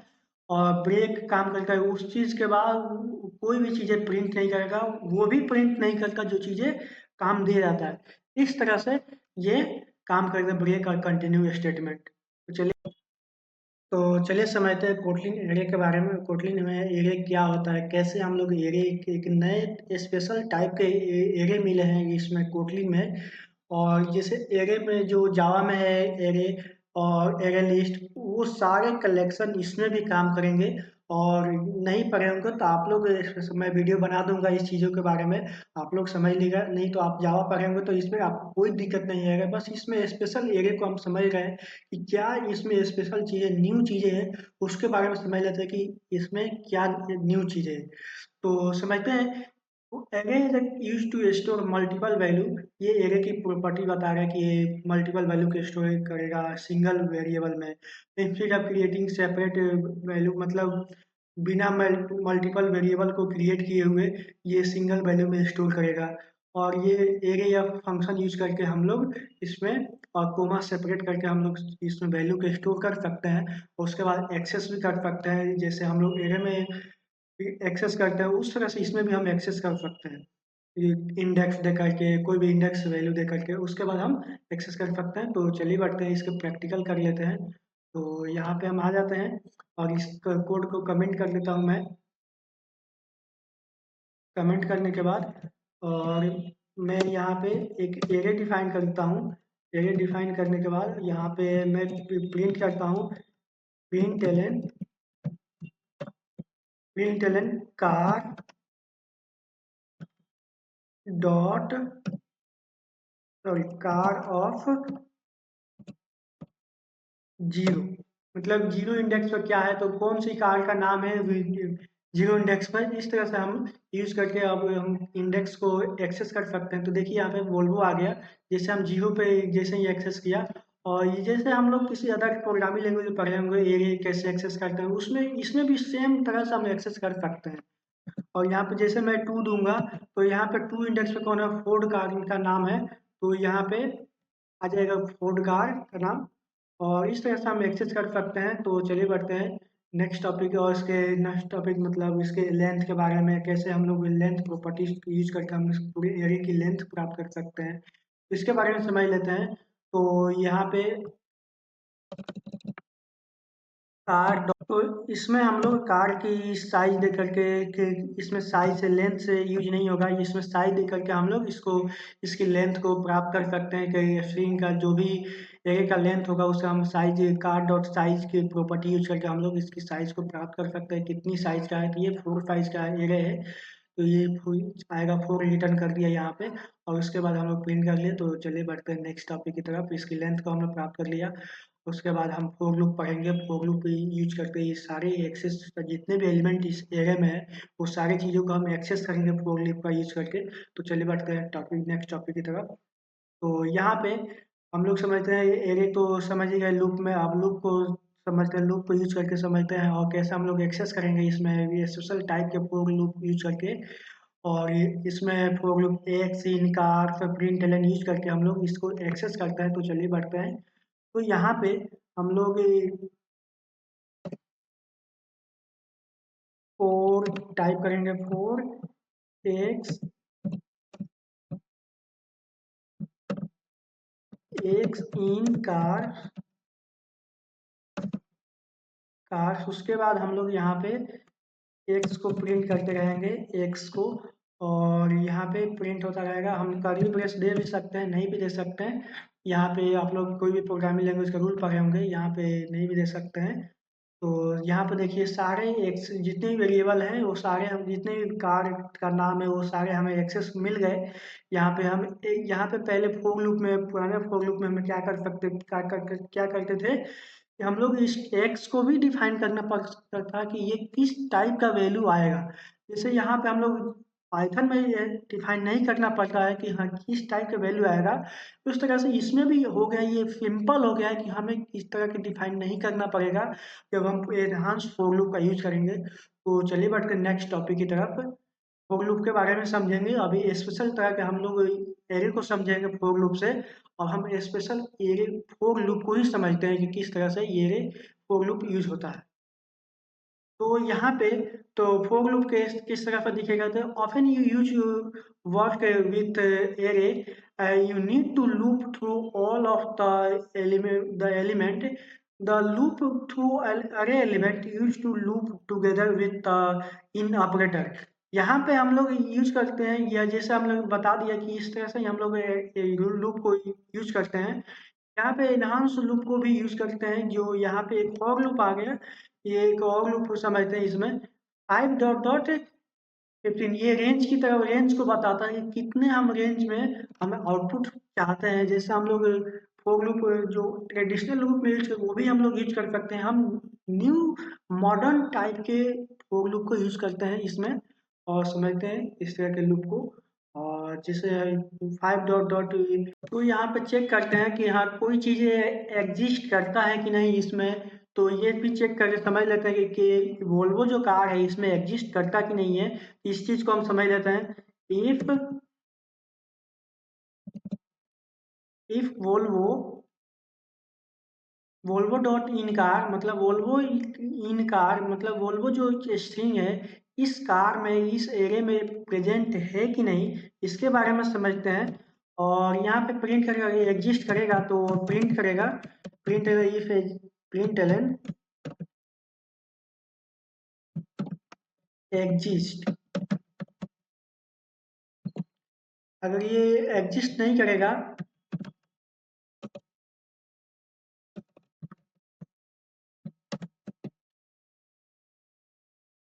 प्रिंट एलन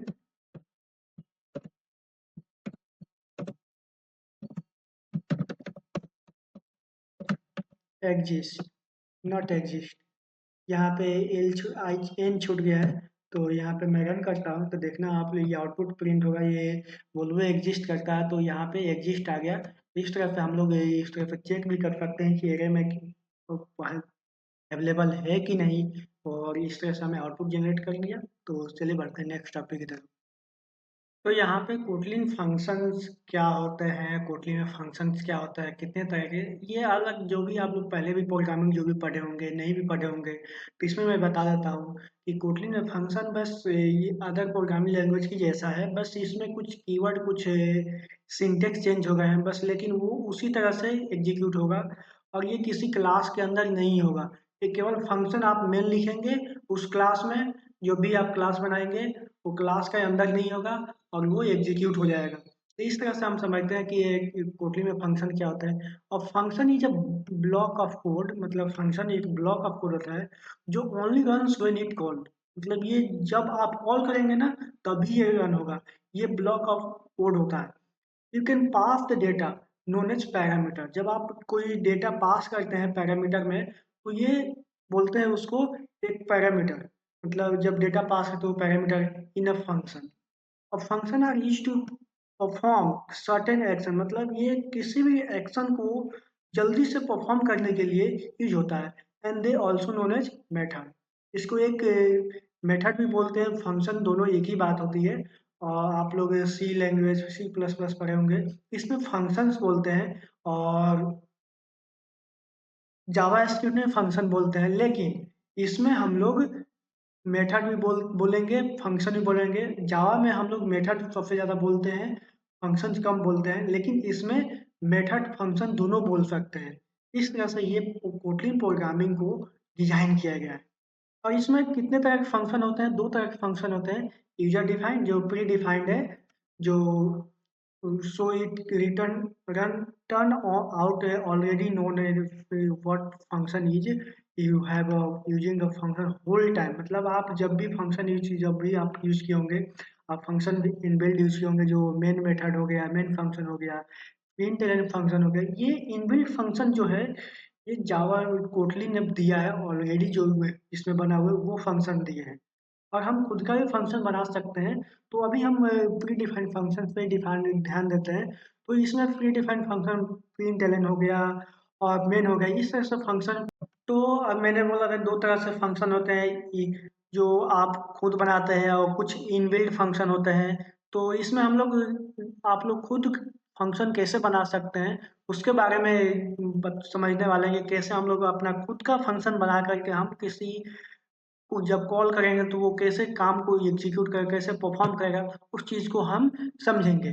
तो यहाँ पे आप खुद का फंक्शन क्रिएट कर सकते हैं। तो यहाँ पे चलिए हम फंक्शन खुद का क्रिएट करके रन करते हैं। तो यहाँ पे समझते हैं कि हाँ, जैसे आप मेन में ऑलरेडी आप मेन फंक्शन में है, यहाँ पे मेन फंक्शन है और उसके बाद हम खुद का फंक्शन बनाएंगे। यहाँ पे बाहर बनाते हैं खुद का function, fun, my fun,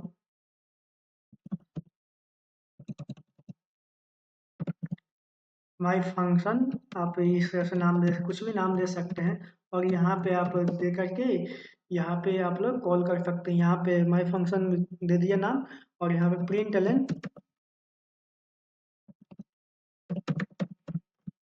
print Elon दे करके हेलो, जो भी चीज़ें हम चाहेंगे प्रिंट करवा सकते हैं यहाँ पे। और यहाँ पे मैं फंक्शन को कॉल करूँगा और माई फंक्शन,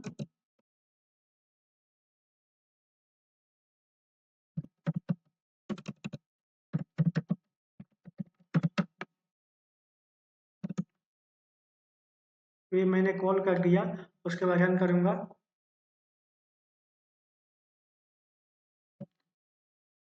तो मैं यहाँ पे रन करने के बाद देखते हैं कि आउटपुट क्या आता है। यहाँ पे आउटपुट हेलो मिल गया, जो जैसे आप कॉल किया, जैसे आपको इसको कॉल करना बंद कर देंगे तो देखना आप लोग आउटपुट तक जनरेट करके नहीं देगा। इस तरह से फंक्शंस काम करते हैं। तो देखिए यहाँ पे आउटपुट भी नहीं मिला। इसको कमेंट आउट करके मैं यहाँ पे आउटपुट जनरेट करना चाहता हूँ, तो यहाँ पे आउटपुट देखना मिल जाएगा, हेलो मिल गया। इस तरह से आउटपुट प्राप्त होगा। ये फंक्शन यूजर डिफाइंड मतलब खुद का फंक्शन बना, इसको प्रोग्रामर डिफाइंड भी फंक्शन ही बोल सकते हैं, बोलते हैं। आप लोग यूजर डिफाइंड बोलते हैं, तो मैं इसको प्रोग्रामर डिफाइंड फंक्शन बोलता हूँ। तो इस तरह से आप लोग प्रोग्रामर डिफाइंड फंक्शन बोल सकते हैं। तो चलिए बढ़ते हैं नेक्स्ट टॉपिक की तरफ। तो समझते हैं पर फंक्शंस में, कोटलिन के फंक्शन में, जो भी कोटलिन में फंक्शन होता है हम कैसे पैरामीटर पास करते हैं उसके बारे में समझ लेते हैं। तो चलिए बढ़ते हैं फंक्शन में पैरामीटर को पास करने के लिए कैसे उसको कॉल करेंगे। इस तरह से आप समझते हैं कि आप लोग देखते होंगे कि कोटलिन पैरामीटर में, फंक्शन में पैरामीटर पास कर सकते हैं। Information can be passed to a function as a parameter. इस तरह से हम लोग पैरामीटर पास करते हैं किसी भी फंक्शन में। तो यहाँ पे देखते हैं, जैसे यहाँ पे एक फंक्शन मैंने बनाया है, इसमें मैं एक पैरामीटर पास करता हूँ,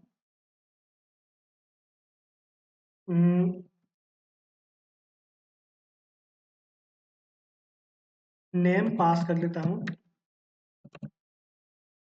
name as a string, string मैंने पास कर दिया। यहाँ पे प्लस करके स्ट्रिंग करता हूँ,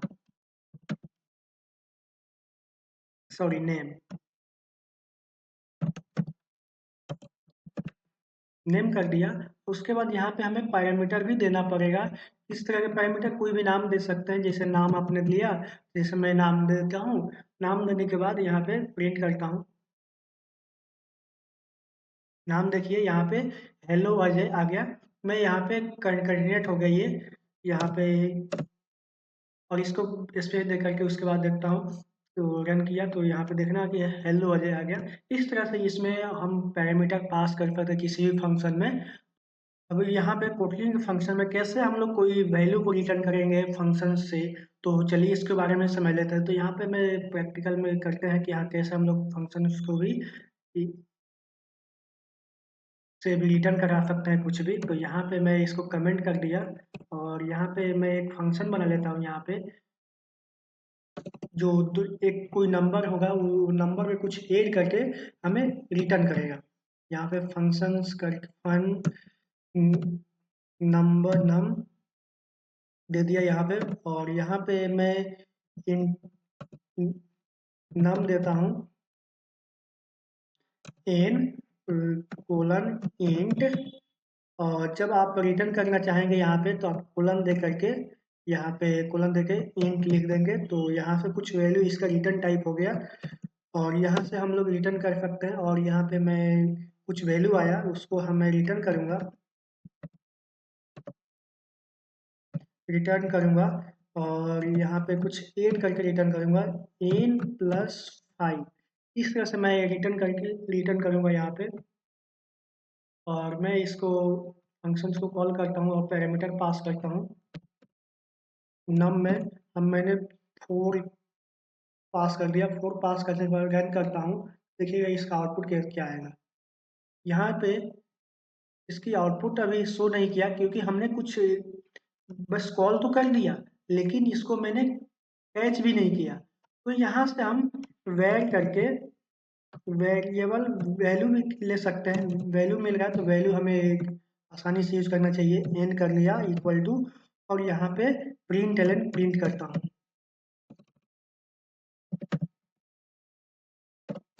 प्रिंट करता हूँ एन को। प्रिंट करने के बाद देखना ये आउटपुट अब जनरेट करेगा। ये रहा 4 यहाँ पे गया, और यहाँ से 5 ऐड करके मुझे आउटपुट मिल गया। तो इस तरह से हम लोग आउटपुट जनरेट कर सकते हैं इंट, और कोई भी वैल्यू को रिटर्न करके हम लोग उसको कैच करके और प्रिंट कर सकते हैं इस तरह से। चाहे तो मैं डायरेक्ट फंक्शंस को भी यहाँ पे पास कर सकता था और मैं वैल्यू को प्रिंट कर सकता था। इस तरह से आप लोग किसी भी फंक्शन को रिटर्न वैल्यू को कैच करके प्रिंट कर सकते हैं। तो चलिए बढ़कर नेक्स्ट टॉपिक। तो अदर प्रोग्रामिंग के जैसे इसमें भी एक ऑब्जेक्ट ओरिएंटेड होता है, जो ऑब्जेक्ट ओरिएंटेड प्रोग्रामिंग के नाम से जानते हैं। और इसमें जैसे हम लोग जावा में पढ़े होंगे, सी प्लस प्लस पढ़े होंगे, या किसी अदर प्रोग्रामिंग लैंग्वेज जो पढ़े होंगे जो ऑब्जेक्ट ओरिएंटेड है, सेम उसी तरह ये भी फॉलो करता है ऑब्जेक्ट ओरिएंटेड प्रोग्रामिंग को, ऑब्जेक्ट ओरिएंटेड मेथड को, ऑब्जेक्ट ओरिएंटेड प्रॉपर्टीज को फॉलो करता है। और ये सारे चीज़ों को जो भी चीज़ें हो, लेकिन हाँ, सी प्लस प्लस में मल्टीपल इनहेरिटेंस फॉलो नहीं करता, मतलब यूज करता है सी प्लस प्लस, लेकिन ये भी नहीं सपोर्ट करता ऑब्जेक्ट मतलब मल्टीपल इनहेरिटेंस। जैसे कि जैसे जावा भी नहीं सपोर्ट करता, उसी तरह ये फुल्ली ओरिएंटेड है जावा से। और ये ऑब्जेक्ट ओरिएंटेड जैसे जावा भी है, ये भी ऑब्जेक्ट ओरिएंटेड है। जिस तरह से जावा में काम करते हैं उसी तरह आप लोग इसमें भी कर सकते हैं ऑब्जेक्ट ओरिएंटेड। तो चलिए बढ़ते हैं। आप लोग समझ गए होंगे कि जावा में किस किस तरह से ऑब्जेक्ट ओरिएंटेड काम करते हैं, तो इसमें भी आप लोग कर सकते हैं। तो चलिए बढ़ते हैं नेक्स्ट टॉपिक की तरफ। तो इसमें समझते हैं ऑब्जेक्ट ओरिएंटेड ओओपी और पीओपी। अभी तो मैंने टर्म बोला दो, अब ओओपी सेकेंड पीओपी। ओओपी का मतलब stand, OOP stands for object oriented programming, और पीओपी का मतलब प्रोसीजरल ओरिएंटेड प्रोग्रामिंग, पीओपी। तो इसमें हम लोग ऑब्जेक्ट ओरिएंटेड के बारे में पढ़ेंगे। पीओपी जो जैसे सी लैंग्वेज है वो पीओपी बेस्ड है, और ये सी प्लस प्लस, जावा और कोटलिन, पाइथन, जावास्क्रिप्ट, ये सब ऑब्जेक्ट ओरिएंटेड प्रोग्रामिंग लैंग्वेज है। तो इसमें हम लोग समझते हैं कि ऑब्जेक्ट ओरिएंटेड आप लोग समझ गए ओओपी का मतलब क्या होगा। और procedural programming is about writing a procedure और method that perform operation on the data, while object oriented programming is about creating an object that contain both data and methods. इसमें object oriented programming has several advantage, और procedure language में बहुत कम होता है लेकिन इसमें object oriented में बहुत सारे एडवांटेज होते हैं कि आप लोग किसी भी ऑब्जेक्ट को, किसी भी क्लास को ऑब्जेक्ट बनाकर कहीं भी कॉल कर लेंगे। लेकिन प्रोसीजर में आप लोग क्लास ही नहीं होता, तो कैसे आप लोग ऑब्जेक्ट बनाएंगे, कैसे उसको कॉल करेंगे। और इसमें जो है सब चीज़ की एडवांटेज होता है पैकेज का। और सेम पैकेज में सेम क्लास में मल्टीपल आप लोग क्लास भी बना सकते हैं। इसमें ऑब्जेक्ट ओरिएंटेड में यही आप लोगों को एडवांटेज मिलता है। इसमें भी एक एडवांटेज है कि आप सेम क्लास में जो भी पैकेज है, उस पैकेज में मल्टीपल क्लासेस आप बना करके उसको कॉल कर सकते हैं। आप इंटरनल क्लास भी जानते होंगे कि इंटरनल क्लास क्या होता है, वो भी समझते होंगे। तो इंटरनल क्लास में जो सेम क्लास है उसी क्लास के अंदर एक स्टैटिक क्लास बना देते हैं, वही इंटरनल क्लास है। और यहाँ पे इसकी क्या इसकी एडवांटेज है इसके बारे में समझते हैं। तो object oriented programming is a faster and easier to execute. मतलब ऑब्जेक्ट ओरिएंटेड जो होता है एकदम फास्ट काम करता है और आसानी से ये एग्जीक्यूट कर, बहुत कम समय में एग्जीक्यूट हो जाता है और आउटपुट जनरेट कर देता है। और वो सेकंड टर्म है कि OOP provide a clear structure for the program. ये एक बिल्ड अंडरस्टैंडिंग को बिल्ड करता है कि कैसे फ्लो ऑफ कोड होगा, और कैसे writing the code of a way, किस तरह से आप लोग किसी कोड को राइट करेंगे, ये भी चीज़ें बता देता है और क्लियर स्ट्रक्चर प्रोवाइड करता है। और object oriented programming help to keep the Kotlin code DRY and don't repeat yourself. मतलब ये बोलता है कि आप जब एक बार कोड लिख दिए हो, तो ये बोलता है कि आप रिपीट मत करें। आप उसको इसी तरह की मेंटेन कर सकते हैं और मॉडिफाई कर सकते हैं उस कोड में और उसको डिबग भी कर सकते हैं।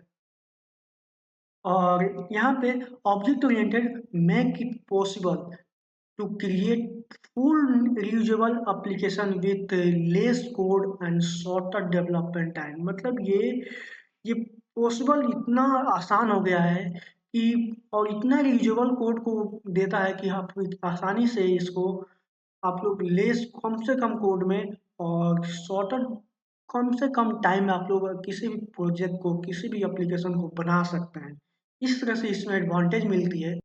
तो हमारा नेक्स्ट टॉपिक है क्लास एंड ऑब्जेक्ट। कोटलिन में क्लास एंड ऑब्जेक्ट ये स्टार्ट करने वाले क्लास एंड ऑब्जेक्ट क्या होता है और कि हम लोग क्लास बनाना चाहिए बनाते हैं और ऑब्जेक्ट क्यों बनाते हैं, ये भी चीज़ें हम समझते हैं कि हाँ किसी कोटलिन लैंग्वेज में कि किस तरह से ऑब्जेक्ट बनेगा, किस तरह से क्लास हम बनाएंगे इस लैंग्वेज में, ये भी हम समझने वाले हैं।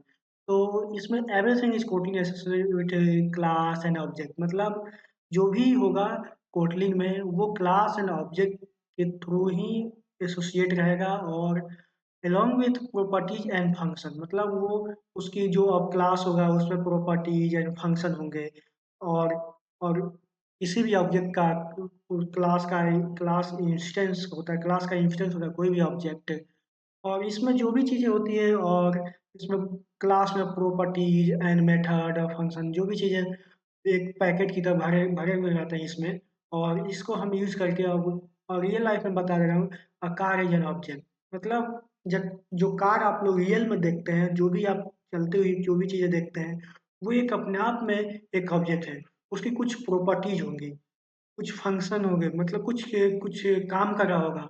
उस तरह से उसमें वो एक कार एक ऑब्जेक्ट की तरह एज ट्रीट करते हैं। और इन प्रोग्रामिंग लैंग्वेज में बढ़ते हैं द कार हैज प्रॉपर्टीज। मतलब कार के पास बहुत सारे प्रॉपर्टीज है such as brand, weight, colour, उसमें बहुत सारी चीज़ें एंड फंक्शंस, वो किस काम को परफॉर्म करता है। मतलब कार है, उसकी प्रॉपर्टी कलर हो गया, वेट हो गया, नाम हो गया। और उसके बाद और ये फंक्शन क्या करता है, वो किसी लोगों को उठा करके एक जगह से दूसरी जगह पहुंचा देता है। ये उसका फंक्शन है। और उस इंजन उसमें क्या करता है वो भी एक फंक्शन है उसका। एक सीट है वो भी उसका एक model such as drive and brake. मतलब जब भी कार चलाते हैं तो उसमें ड्राइवर ड्राइव करता है और ब्रेक लगाता है। ये सब उसके फंक्शन से ही है। और A class is an object, a constructor, or blueprint for creating object। मतलब क्लास जो होता है एक लाइक एन ऑब्जेक्ट की तरह काम करता है और एक कंस्ट्रक्टर भी क्रिएट करता है। और एक ऑब्जेक्ट के लिए ब्लूप्रिंट होता है जो, तो इसके लिए हम समझ गए। तो अब बढ़ते हैं कि हाँ ब्लूप्रिंट मतलब समझ गए कि ब्लूप्रिंट क्या होता है। ब्लूप्रिंट एक मतलब उसके जैसा हूबहू, मतलब उसके जैसा ही वो काम करेगा, वही एक ब्लूप्रिंट होता है। मतलब हूबहू, मतलब ये काम करेगा, अगर ये इसमें चीज़ है तो ये भी ये काम कर सकता है। तो ऐसा ही एक उसको क्लास को ब्लूप्रिंट मानते हैं। और चलिए हम कैसे क्लास को क्रिएट करते हैं, इस तरह से हम क्लास क्रिएट कर सकते हैं। To create a class use a key class keyword. तो ये क्लास कीवर्ड यूज करके हम क्लास क्रिएट कर सकते हैं and specify the name of the class. और उसके बाद हम क्लास के नाम को स्पेसिफाई करते हैं। मतलब आप लोग ध्यान रखिएगा फर्स्ट लेटर कैपिटल होना चाहिए क्लास में। तो इससे आपको अच्छे से जो भी क्लास होगी उसका ऑब्जेक्ट आसानी से बनेगा। और उसमें आप जो भी सर्च करेंगे तो क्लास ही आएगा। कैपिटल सर्च करेंगे, स्मॉल सर्च करेंगे तो प्रॉपर्टीज आएगा और मेथड आएगा। मेथड का नाम हमेशा स्मॉल लेटर होना चाहिए और क्लास का नाम कैपिटल लेटर में फर्स्ट लेटर होना चाहिए। कैमल नोटेशन में यूज करिएगा। और इस तरह से आप लोग इसमें कुछ प्रॉपर्टीज डिफाइन कर सकते हैं क्लास में।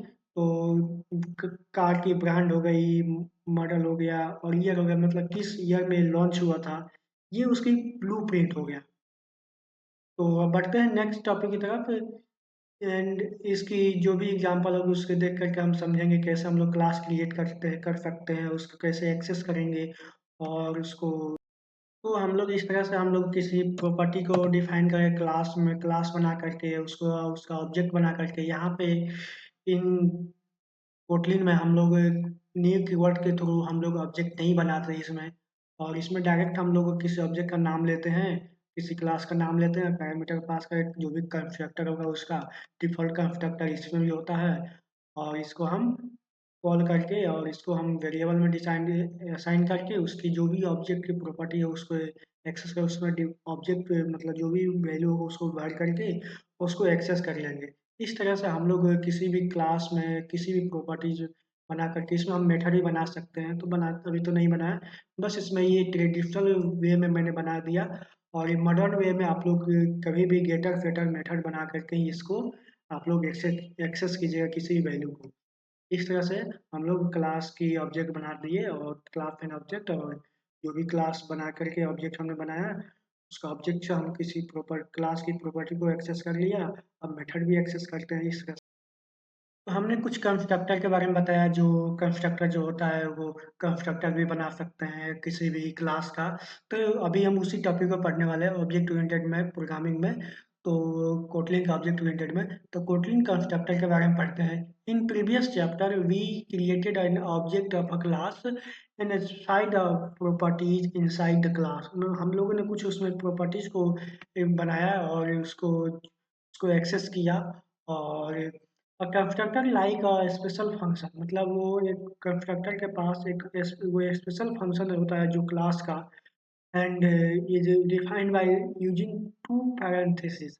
मतलब ये पैरेंथेसिस से यूज करके हम लोग इसको क्रिएट कर बना सकते हैं, और क्लास नेम दे सकते हैं। जो क्लास का जो जो कंस्ट्रक्टर बनाते हैं क्लास के नेम से ही बनता है, उसके अलावा किसी से वो कंस्ट्रक्टर नहीं बनता।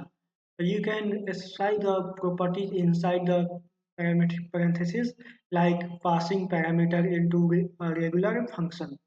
मतलब ये इस तरह से हम लोग कुछ फंक्शन भी पास कर कुछ पैरामीटर भी पास कर सकते हैं, इस कंस्ट्रक्टर को नहीं भी पास करते हैं तो डिफ़ॉल्ट कंस्ट्रक्टर हो जाता है, और कुछ पास करते हैं तो खुद का कंस्ट्रक्टर बन जाता है जो प्रोग्रामर ने बनाया हुआ है। और इस तरह से इसमें कंस्ट्रक्टर मतलब ये क्लास बना मतलब क्लास बना इसका कंस्ट्रक्टर बन गया, और इसमें जो भी चीज़ें होती है हम लोग इसको, और ये कंस्ट्रक्टर बना दिए और उसमें कुछ वैल्यू असाइन कर दिया, करने के बाद यहाँ पे हम लोग इसको डिफ़ॉल्ट क्लास बना करके इसमें कुछ कंस्ट्रक्टर बनाए हैं, कुछ एक ब्रांड नाम का है स्ट्रिंग टाइप का, और ब्रांड जो है स्ट्रिंग टाइप का बना दिए, और मॉडल जो है स्ट्रिंग टाइप का, और ईयर जो है इंट टाइप का बनाए हैं। और इसको हम लोग जैसे उसका ऑब्जेक्ट बनाएंगे, ऑब्जेक्ट बनाते इस तरह से हमें उसको पैरामीटर पास करने होंगे, और उसके बाद हम लोग इसको कॉल करेंगे। इस तरह से इसमें भी ये ऐसा बनेगा, और आप लोग इसको प्रैक्टिकल करके देख लीजिएगा, ये कंप्लीट प्रोग्राम में लिखा हुआ है। आप लोग एक कोई दूसरा क्लास बना करके इसको इस तरह से आप लोग कॉल कर सकते हैं, बना सकते हैं। तो चलिए बढ़ते हैं नेक्स्ट टॉपिक ऑब्जेक्ट ओरिएंटेड की तरफ। और इस तरह से हम लोग कोटलिन के बारे में समझते हैं कि इस तरह से इसमें भी हम लोग क्लास का ऑब्जेक्ट जैसे क्लास में पैरामीटर पास किए और इसमें भी ऑब्जेक्ट बना करके इसको एक्सेस करेंगे। और एक ड्राइवर मेथड भी हम लोगों ने इसमें इंट्रोड्यूस किया है, उसको रूम रूम करके हम लोग इसको कॉल करके इसको मेथड को कॉल किया जो क्लास का ऑब्जेक्ट के नाम से, और इसमें ऑलरेडी हम लोगों ने कुछ चीज़ें पास की हुई है, और ये सारे मेथड वो ये बोलेगा इस तरह से, और ये प्रिंट कर देगा। तो इस तरह से आप लोग इसको भी यूज़ करके आप लोग प्रैक्टिकल कर लीजिएगा। सबसे पहले कोई भी लैंग्वेज सीखने का एक रामबाण तरीका यही है कि आप लोग ज़्यादा से ज़्यादा प्रैक्टिस कीजिएगा। प्रैक्टिस करने के बिना कुछ नहीं होता, प्रैक्टिस करेंगे तभी आप लोगों को उस लैंग्वेज का नॉलेज अच्छा से होगा, और एक नेक्स्ट लेवल का नॉलेज होगा। नहीं करेंगे तो बस आप लैंग्वेज के बारे में मतलब आप समझेंगे केवल, तो बस आप केवल देखेंगे समझेंगे, बस आप इस लेवल की चीज़ें हैंडल कर पाएंगे। जब प्रैक्टिकल की बात आएगी, जब इम्प्लीमेंटेशन की बात आएगी, तो आप लोग उस समय नहीं कर पाएंगे, क्योंकि जब तक आप लोग प्रैक्टिस नहीं कीजिएगा तब तक कुछ नहीं होने वाला। तो चलिए बढ़ते हैं नेक्स्ट टॉपिक की तरफ। इसमें कोटलिन में इनहेरिटेंस क्या कैसे होता है तो इसके बारे में हम समझेंगे। कोटलिन में इनहेरिटेंस कैसे हम लोग समझते हैं, जैसे आप लोग अगर किसी प्रोग्रामिंग लैंग्वेज जावा में समझोगे तो उसी तरह इसमें भी कोई इनहेरिटेंस होता है, बस इसमें थोड़ी सी डिफरेंस होता है। जैसे जब इनहेरिटेंस करेंगे ना तो उस समय आप लोग को एक कोलन का यूज करना पड़ेगा। जावा में एक्सटेंड का यूज करते थे, जैसे सी प्लस प्लस की आपका बेस्ट एग्जाम्पल है। उसमें आप लोग कोलन यूज कर करके आप लोग इसको इनहेरिटेंस करते थे। तो इस तरह से इसमें भी इनहेरिटेंस पॉसिबल है। और जो हमने इसमें टॉपिक कवर नहीं किया, मतलब आप समझ ही जाइएगा कि वो जावा में ऑलरेडी अवेलेबल हैं। और वो जावा से इम्प्रूव वर्जन, इसमें जो भी चीज़ें नया चीज़ें आई है जो कोटलिन में स्पेशल है, और वही चीज़ें मैं बता रहा हूँ जो आपको बेस्ट, आप लोग आसानी से किसी एंड्रॉयड डेवलपमेंट वेब एप्लीकेशन की तरफ आप लोग आसानी से जा सकते हैं। जो स्प्रिंग बूट के लिए जो पढ़े होंगे वो ये भी कोटलिन लैंग्वेज को भी यूज करके आप स्प्रिंग बूट में आप लोग वेब डेवलपमेंट कर सकते हैं, और जावा में एंड्रॉयड डेवलपमेंट और कोटलिन में एंड्रॉयड डेवलपमेंट आप लोग कर सकते हैं। और केएमपी की तरफ भी बढ़ सकते हैं इसी जो भी बेसिक पढ़ करके। ये कोर फंडामेंटल मैंने इस वीडियो में कवर किया है। बस ये लास्ट टॉपिक इनहेरिटेंस है, इसके बारे में समझा देता हूँ। आपको कुछ चीज़ें बता ही दिया तो चलिए बताता हूँ। तो यहाँ पे in Kotlin it is possible to inherit the class properties and function from one class to another class. जैसे जावा करता है, एक क्लास से दूसरे क्लास में एक किसी भी क्लास की प्रॉपर्टीज को एक क्लास से दूसरे क्लास में जब इनहेरिटेंस करते हैं तो चला जाता है। वैसे ही इसमें भी जो भी प्रॉपर्टी सुपर क्लास होगी, जो पेरेंट क्लास होगा, वो सारे प्रॉपर्टी आ जाएगा। और we group the inheritance concept into two categories: super class जो चाइल्ड क्लास का होगा, और the class that inherit from another class. मतलब ये चाइल्ड क्लास सब क्लास जो होगा उसको इनहेरिट करेगा। और सब क्लास चाइल्ड जो सुपर क्लास पेरेंट होगा, the bring the inherited from in the example below. आप नीचे जो एग्जाम्पल है मैं समझा देता हूँ अच्छे से। माई क्लास नाम एक जो होगा क्लास का नाम होगा, सब क्लास जो होगा माई चाइल्ड क्लास। और सुपर क्लास होगा जो माई पेरेंट क्लास होगा। इस तरह से आप लोग इसको आप लोग कर सकते हैं। और मैं अभी आपको इम्प्लीमेंटेशन समझा देता हूँ, इनहेरिटेंस आप कैसे करेंगे। तो यहाँ पे हमने क्लास प्रॉपर्टीज बना दिया जो सुपर क्लास है, इसी को ओपन क्यों रखा, ये एडवांस टॉपिक है, इसके बारे में नेक्स्ट वीडियो में बताऊंगा। जो एडवांस टॉपिक में जो भी हम पढ़ाऊंगा एडवांस चीज़ें, जो कोटलिन की जो भी स्पेसिफिक लैंग्वेज का कोई एडवांस चीज़ है वो एडवांस की तरफ मैं बढ़ूंगा। और इसको तभी आप लोग समझिए कि बस ये ओपनली अपनी प्रॉपर्टीज को बोलता है कि हाँ, आप लोग एक्सेस कर सकते हैं। और ये एक इसको हमें यहाँ पे क्या किया हूँ, एक्सटेंड किया हूँ, इनहेरिट किया हूँ बाई कॉलन।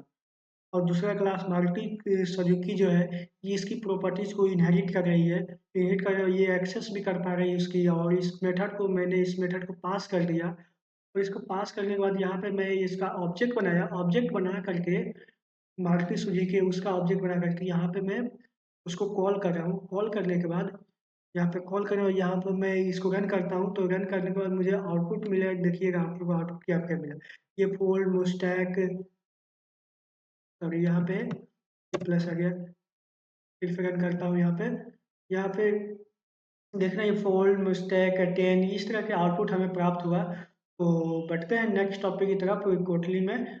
और यहाँ पे समझते हैं कि कोटली में क्या है कि use the open keyword front of the super class. ये यहीं पे मिल गया, मैं ध्यान नहीं दिया। तो आप लोग देख सकते हो ओपन कीवर्ड के थ्रू ही हम लोग किसी तरह की क्लास को इनहेरिट कर पाएंगे, सुपर क्लास को। Make this the class other class should inherit property and function. जब हम लोग किसी क्लास के प्रॉपर्टीज को इनहेरिट करना चाहते हैं और फंक्शंस को, तो उस समय हम लोगों को सुपर क्लास को ओपनली ओपन बनाना पड़ेगा। पब्लिक नहीं, ओपन बनाएंगे तभी वो आउटपुट देगा। और इस तरह से हम लोग क्लास को इनहेरिटेंस कर सकते हैं, super class to child class. और यहाँ पे यूज क्यों हम लोग करना चाहिए, इनहेरिटेंस करते हैं, वाई वेन यूज कब यूज करते हैं, क्यों वाई और वेन, मतलब कब और क्यों हमें इनहेरिटेंस यूज करना चाहिए। तो it is useful for code reusability. जब हम लोग कोड बार बार लिखना नहीं चाहते, लिखेंगे तो प्रोजेक्ट का साइज बढ़ जाएगा, तो इस तरह से हम इनहेरिटेंस को यूज़ करके हम लोग प्रोजेक्ट की साइज़ को रिड्यूस कर सकते हैं। Reuse properties function of a existing class when you create a new class. जब आप लोग एग्जिस्टिंग क्लास को इनहेरिटेंस करते हो तो आपको कोड रीयूजेबिलिटी को एनहांस हो जाती है। तो इस तरह से इनहेरिटेंस को काम करते हैं, इनहेरिटेंस काम करती है जो भी। और इस तरह से हमारी वाई और मैन का और आप लोगों को जवाब मिल गया होगा कब हम क्यों यूज़ करते हैं। तो चलिए मिलते हैं नेक्स्ट वीडियो में, तब तक के लिए बाय बाय। Thank you.